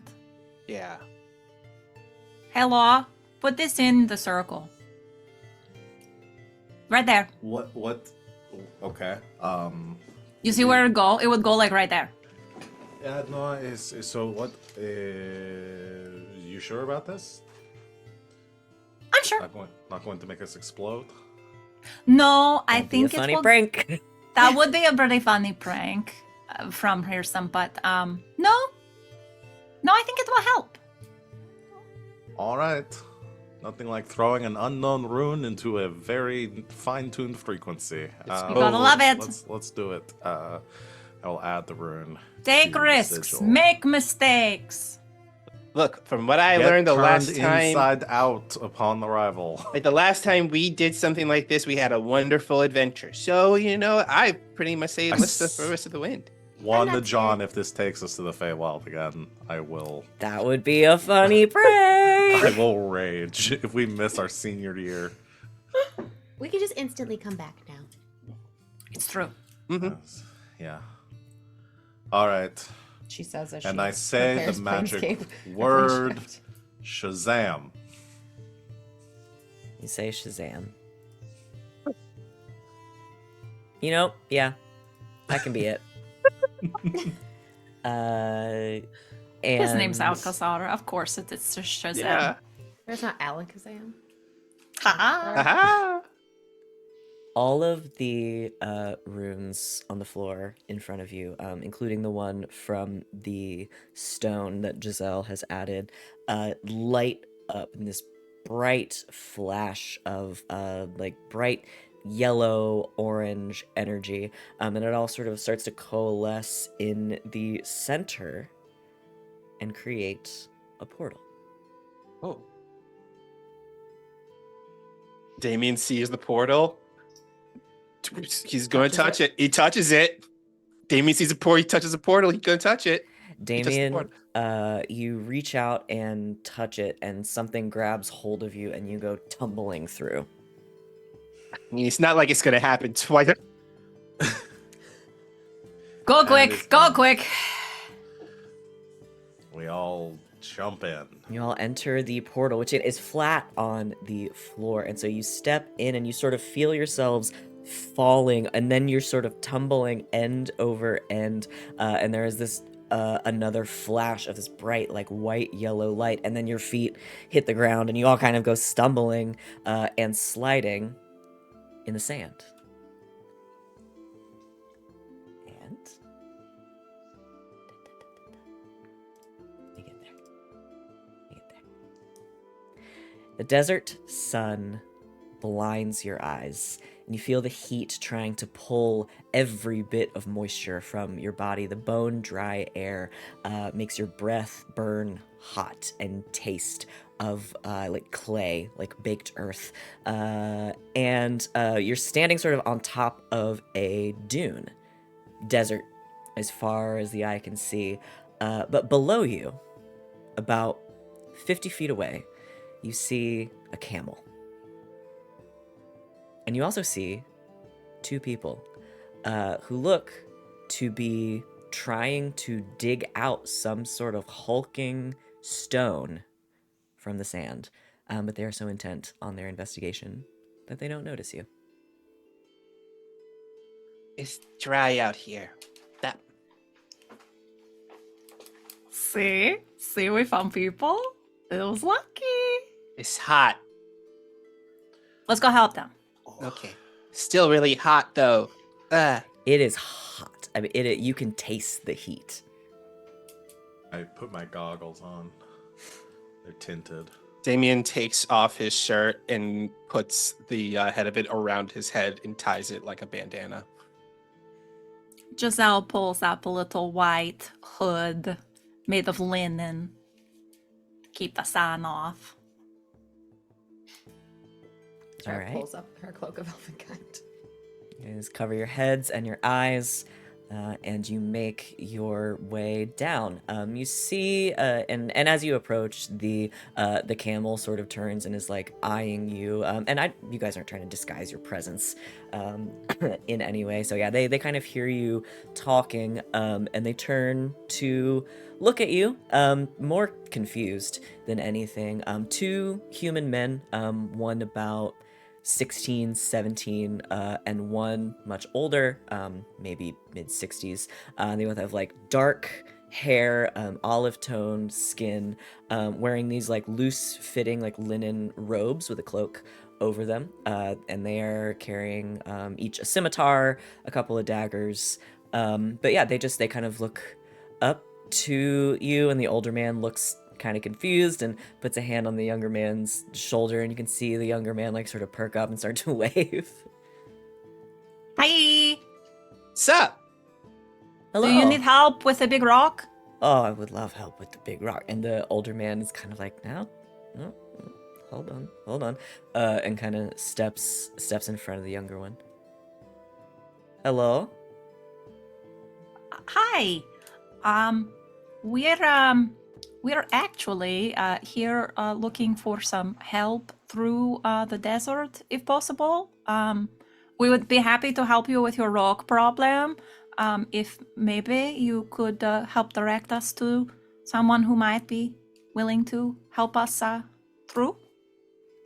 And you see the younger man, like, he lights up again and is kind of elbowing the older one, like, Grandpa, come on.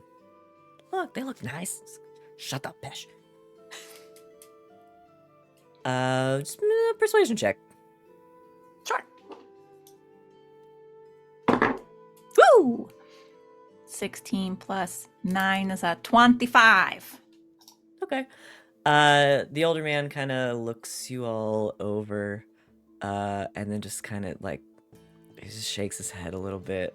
But he's almost smiling. He's got this kind of like wry like look on his face. How exactly did you come to be here in the first place? It's a long story. Let's just say we're on a school trip and we got directions from a work colleague of mine. Okay. Well, it's not the weirdest thing I've heard from travelers out here. How is that he- not the weirdest thing you've heard from Throttle? I'd need to hear more about people coming through here. Well, maybe you help us with our stone problem, and then we make camp. Or do you just need it moved?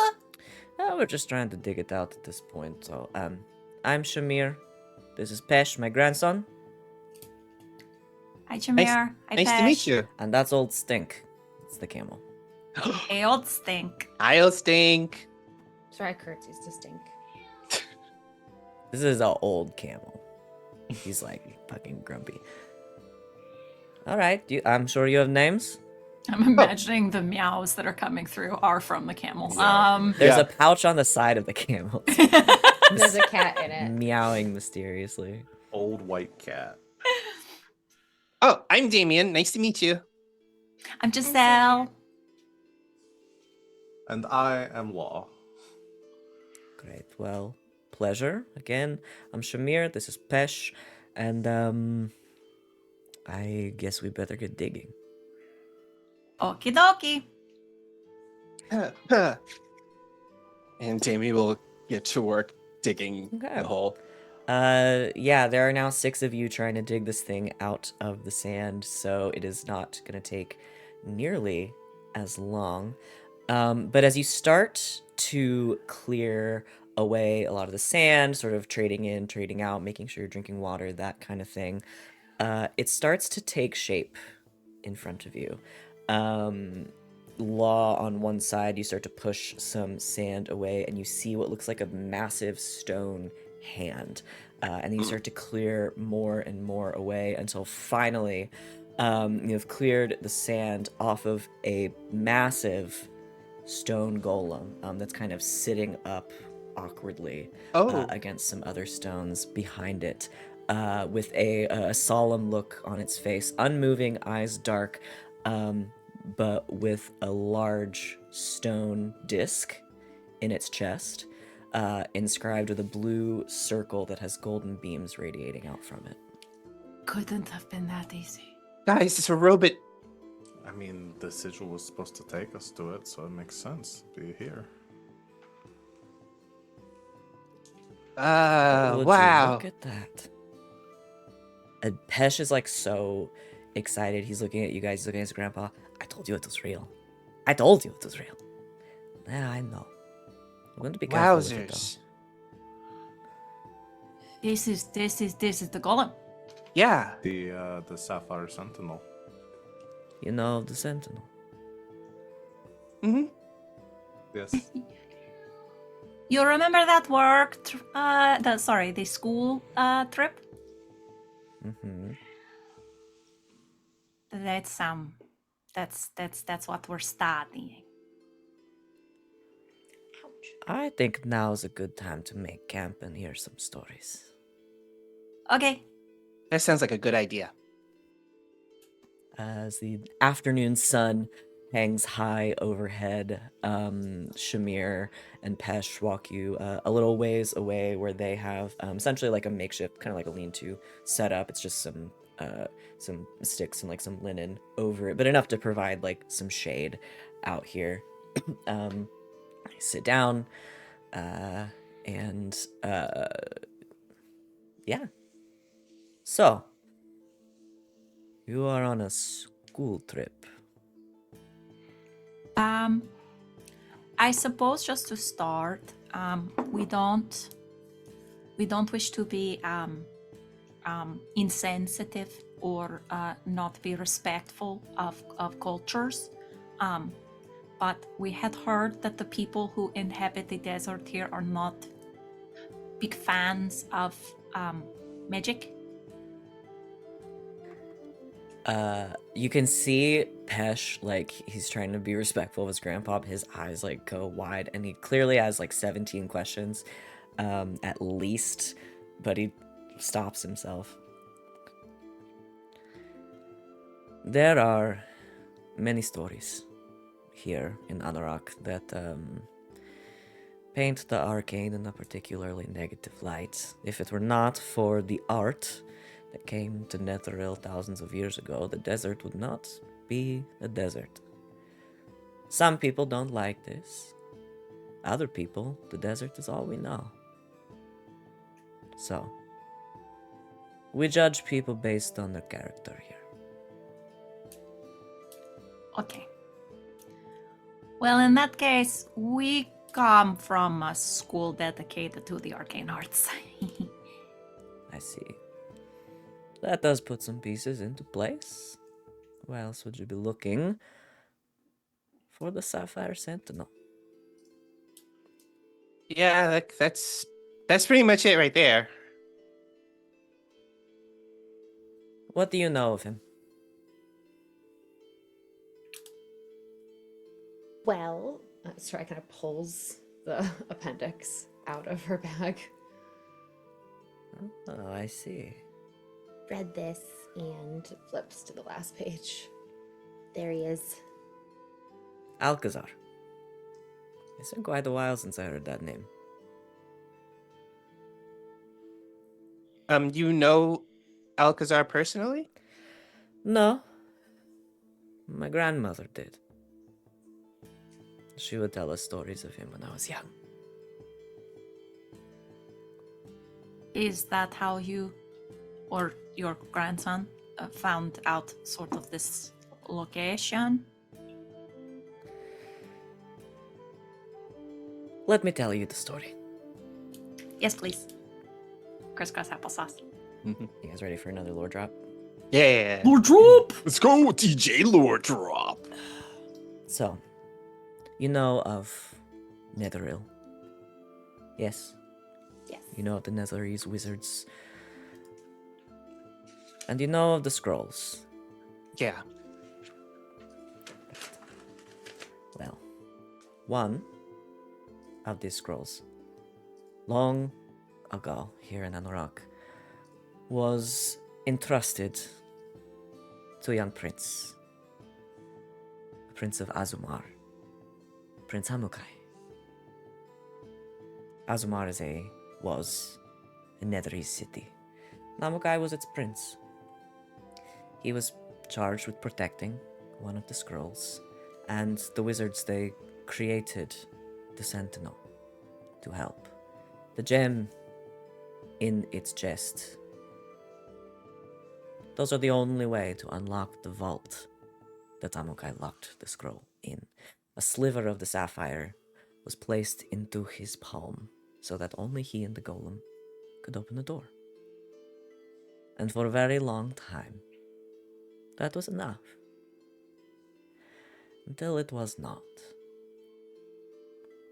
Do you know the name Zixokrishka? No. Nope. Never heard of it. You guys can roll a history check.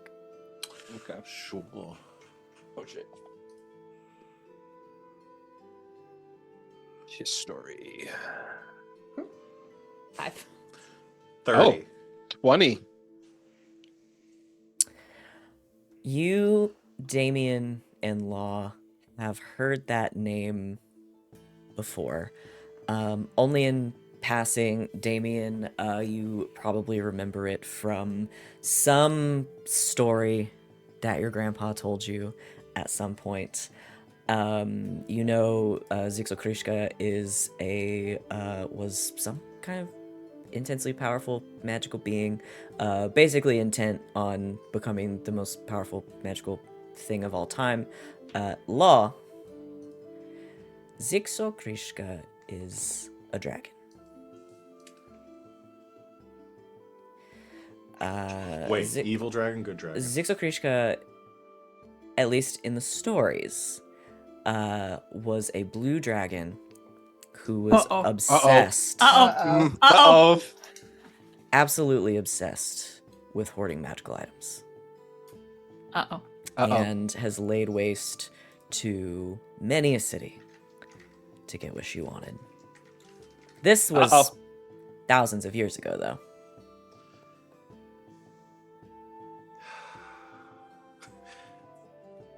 Just wait, do I talk to is my bond with God, I wanted to call him Skitterclack for a second. Skitterclack. Snack.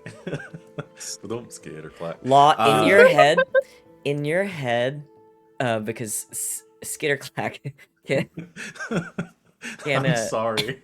you guys have a telepathic bond, and so you have this thought, and you just hear,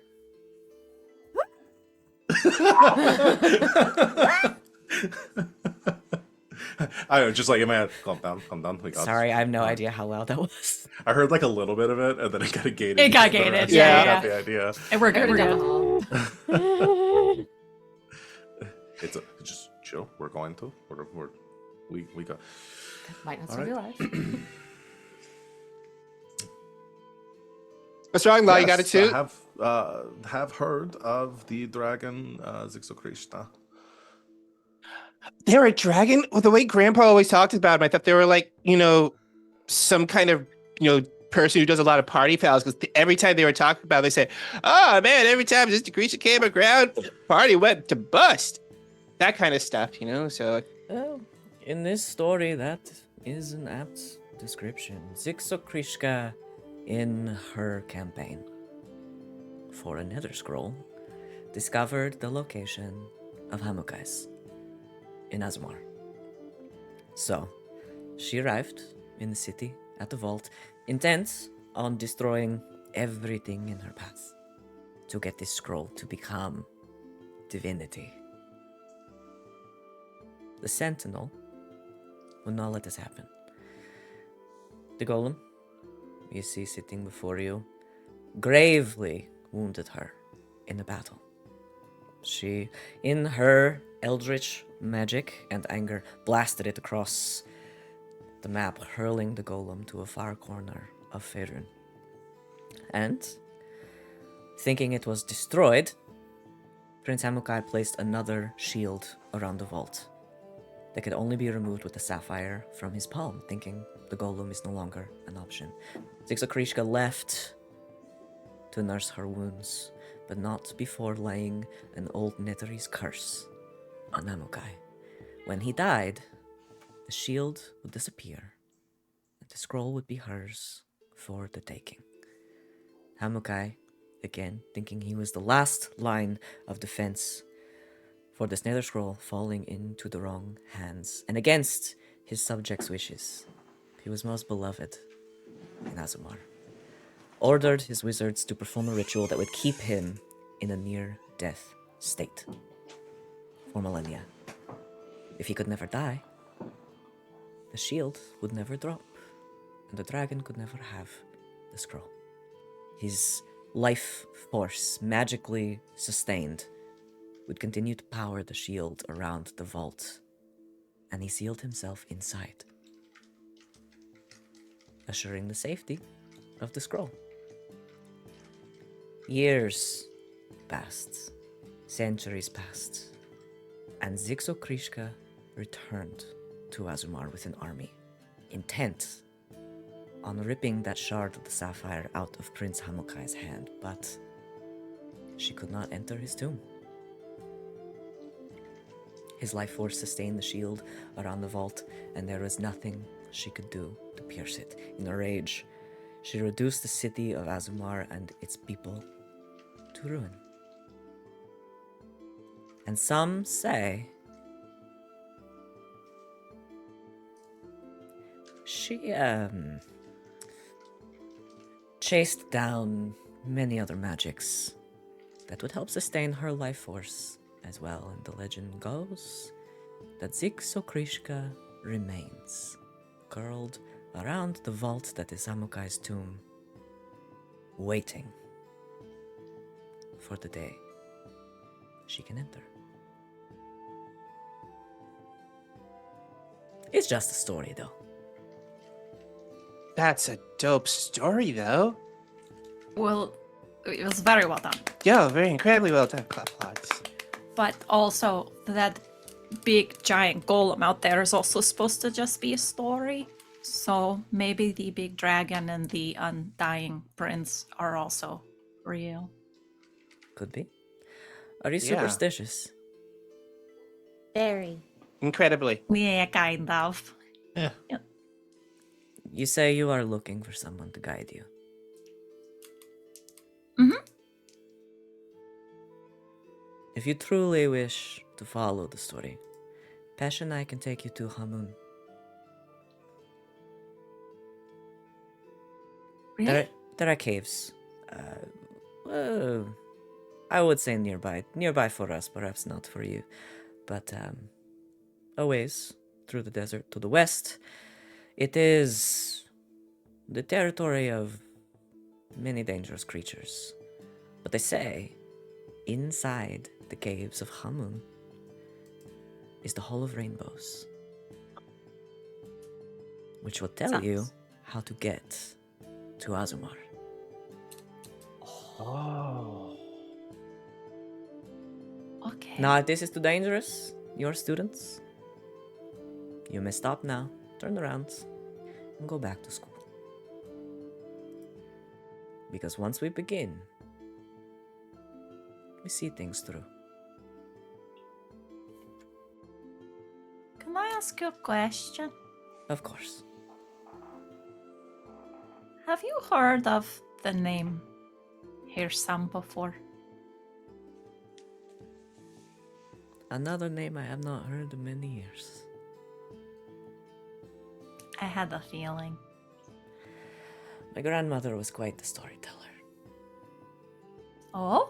You have stories about Hirsam? I have many stories about many things. Perhaps along the way I will tell you some. Yes, please. Do you Oh, have like I'd a love to baby hear it. album too of like them in the bathtub and stuff? Like all the embarrassing ones, like, you know, like 11 years old going to the first day of school and all that.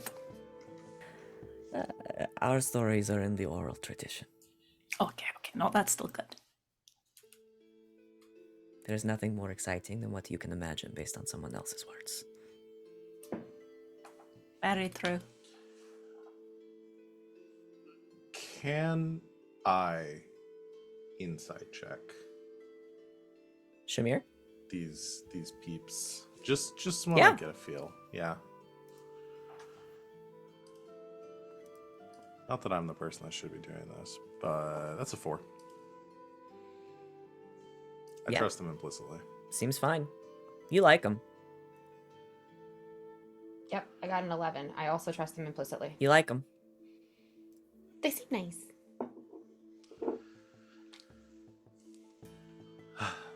All right. How now? We should probably try to find a way to bring the Sentinel with us, right? If we can. I suppose. How? Can we wake him up? I could try, see if I could fix it.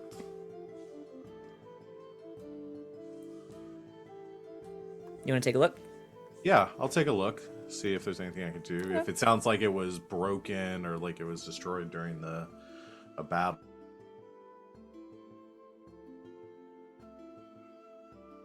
Sorry, Zoom I- froze for a second again. Yeah, You can make an froze. investigation check. Sure. Jeebus says, I'm gonna use one of my flashes of genius to make that a 20. A 20? Yeah. Okay.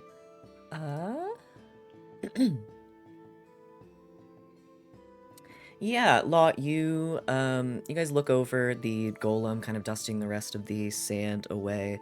I want to give you this little tidbit that as you're doing this, you guys can see Pesh, who's like 16, kind of like just is ever so no. slightly just getting like a little bit closer to Law and like a little bit closer to Law, Oh, and trust. it's like What happened?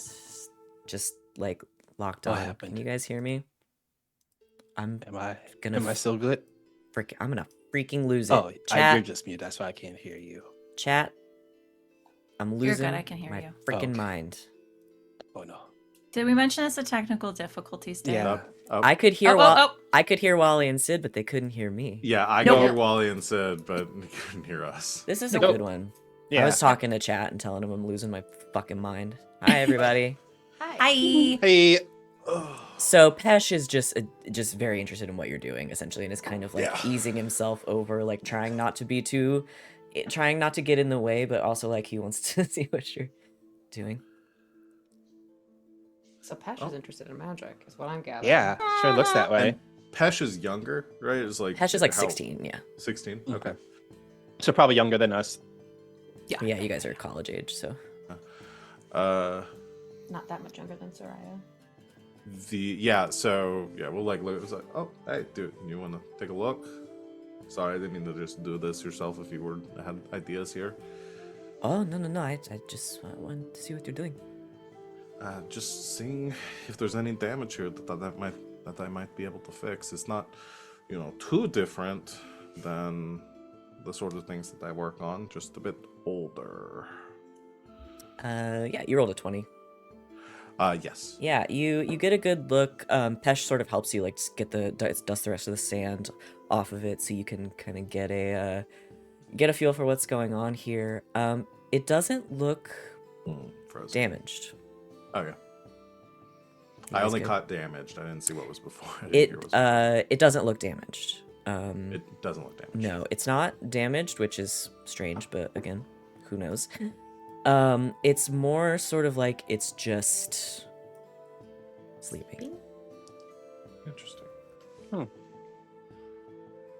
Didn't they say like the Fix it. dead soul of the dudes in there? Well, No. I'm gonna try saying. No one said that. Okay, I'm gonna try- I thought that's what it was. I wasn't sure. I wanted to confirm. I'm gonna just stand over it and I'm gonna say, Hamukai. Law, you utter the name Hamukai, and you see two sort of light blue points of light form in the golem's eyes The that thing then says the prince's spread name in Mhm. control. to light up. and you see a little bit of a blue shine from the disc in its chest as well. As the golem comes to life, it sort of moves awkwardly at first and then pulls itself up. It is a towering 14 feet tall. Oh. Giant. And wide. And you Oh. see it kind of like getting its bearings a little bit, and it looks kind of around at all of you, and then Law, it just sort of settles on you, and it just kind of stands there. Hello. Hi. It waves Sup? back. Do you understand what we're saying? Nods. Cool. You want to be our robot? You want to be our pal? Damian, you ask that question, and it looks at you, and then it looks at you, Law, Are you our friend? and nods. Cool. Awesome, robot pal. Holds up a little hand to high five the golem. I don't think it knows high fives. Oh no.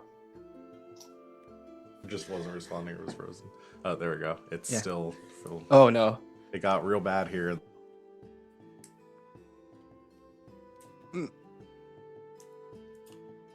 Okay, the goal. I'm about to call it because we can't keep doing it like this. Yeah. I can't keep repeating myself over and over. Yeah. We're coming up on the end of our time anyway, so sorry about that, chat. It's been a weird day for technical Oh difficulties. no. Yeah. But so yeah, Law, you see, I'll give you this. This is what we'll end on today. So it kind of looks down to Damian, and then Law, as you had asked it, are you our friend? I think is how you phrased it. And it looks at you, and then it gestures to you, and then it gestures to itself, and then with its hands it forms like a it'd be like a word in sign language, but it's not any that you recognize. We can work on this. Yeah. We can work on this. Right. Well, it's working. We'll try to figure out how to understand you. This is the common letter for A. This is a good place to start. Giselle, you hold you hold up the letter A, and you can see the golem's face kind of its facial expression starts to shift, and it smiles and it opens its mouth a little bit, and it almost mimes like laughing. Oh, that would help. I would like to try something. Okay. I would like to go up to the golem and put my hand on it, and I would like to cast Detect Thoughts. Okay. Interesting. Yeah, you cast Detect Thoughts on it, and you kind of get it's more images than anything, but you can tell from kind of like being in its like mental space and like feeling that energy. It is a sentient being, and it does understand you, and it understands language, and that's kind of why it was laughing when Giselle held up the A. Well, I wanted it to sign A, and then we can start learning how to communicate with each other. No, and it knows I wasn't that. condescending to it. I was No, trying to help. It knows that. It found that very it's not laughing at Giselle. It's just sort of like it finds the whole situation very like amusing. Yeah, that's kind of what you're getting right now. All right. And when you It's in see there, it understands you guys. when you see Damian cast a spell, you see him kind of like do a little finger snap, and he does a little beatbox with his mouth. Like he just goes like as if he was about to cast, he just goes as he casted Detect Thoughts on this thing. Then he looks up at the golem and says, "Okay, it's going to be kind of difficult for us to communicate, but we're going to figure something out. Don't worry. We're just trying our best, you know?" It nods. And it looks over at at law, and then over at Sereia and over at Giselle with her letters, and you can see it kind of forms that smile again, but then Giselle, it looks at you and forms a sign with its hand. Got it. Hey, okay. We can do this as we go. So, but B. C. B, Oh, that one's B, a C. Oh, okay. what is it? Cool. G, A, B, C, K, L. D, E, F, G, H, I, J, K, L, M, N. I remembered. I remember him too. Yay! Yeah, so it signs out. It essentially will sign out the alphabet for you. It is, and you're using the common alphabet, but again, I mean, you have probably encountered people that communicate via sign language at school. It is not. It is using a completely different language. This is a completely different language. But yeah, if you take the time, We shall you can take the learn enough. time. We shall. You can learn enough to be able to at least like sort of get a general sense of what it's saying when it tries to sign to you. Yeah, I think we're gonna leave it there because Zoom is driving me insane. And we're coming up on the end of our time anyway, so thanks everybody for hanging out with us. You guys found the Sapphire Sentinel. Oh my Did it. goodness. We solved the sapphire puzzle. Isn't that very exciting? Yes. Yes. So yeah, I don't want to fight with Zoom anymore. I think you guys can just send me stars and wishes. Yeah. Because if we're gonna stream this afternoon, I need some time to troubleshoot. So thanks everybody for hanging out with us. I know we had some weird freezes and everything, but I had a great time, and I hope everybody else did too. Come hang out with us. Cross your fingers that we get this figured out. Come hang out with us tonight, 5 p.m. Eastern time. We're playing Blades in the Dark, Hearts of Stone. I'll be there. Val will be there. Sid will be there.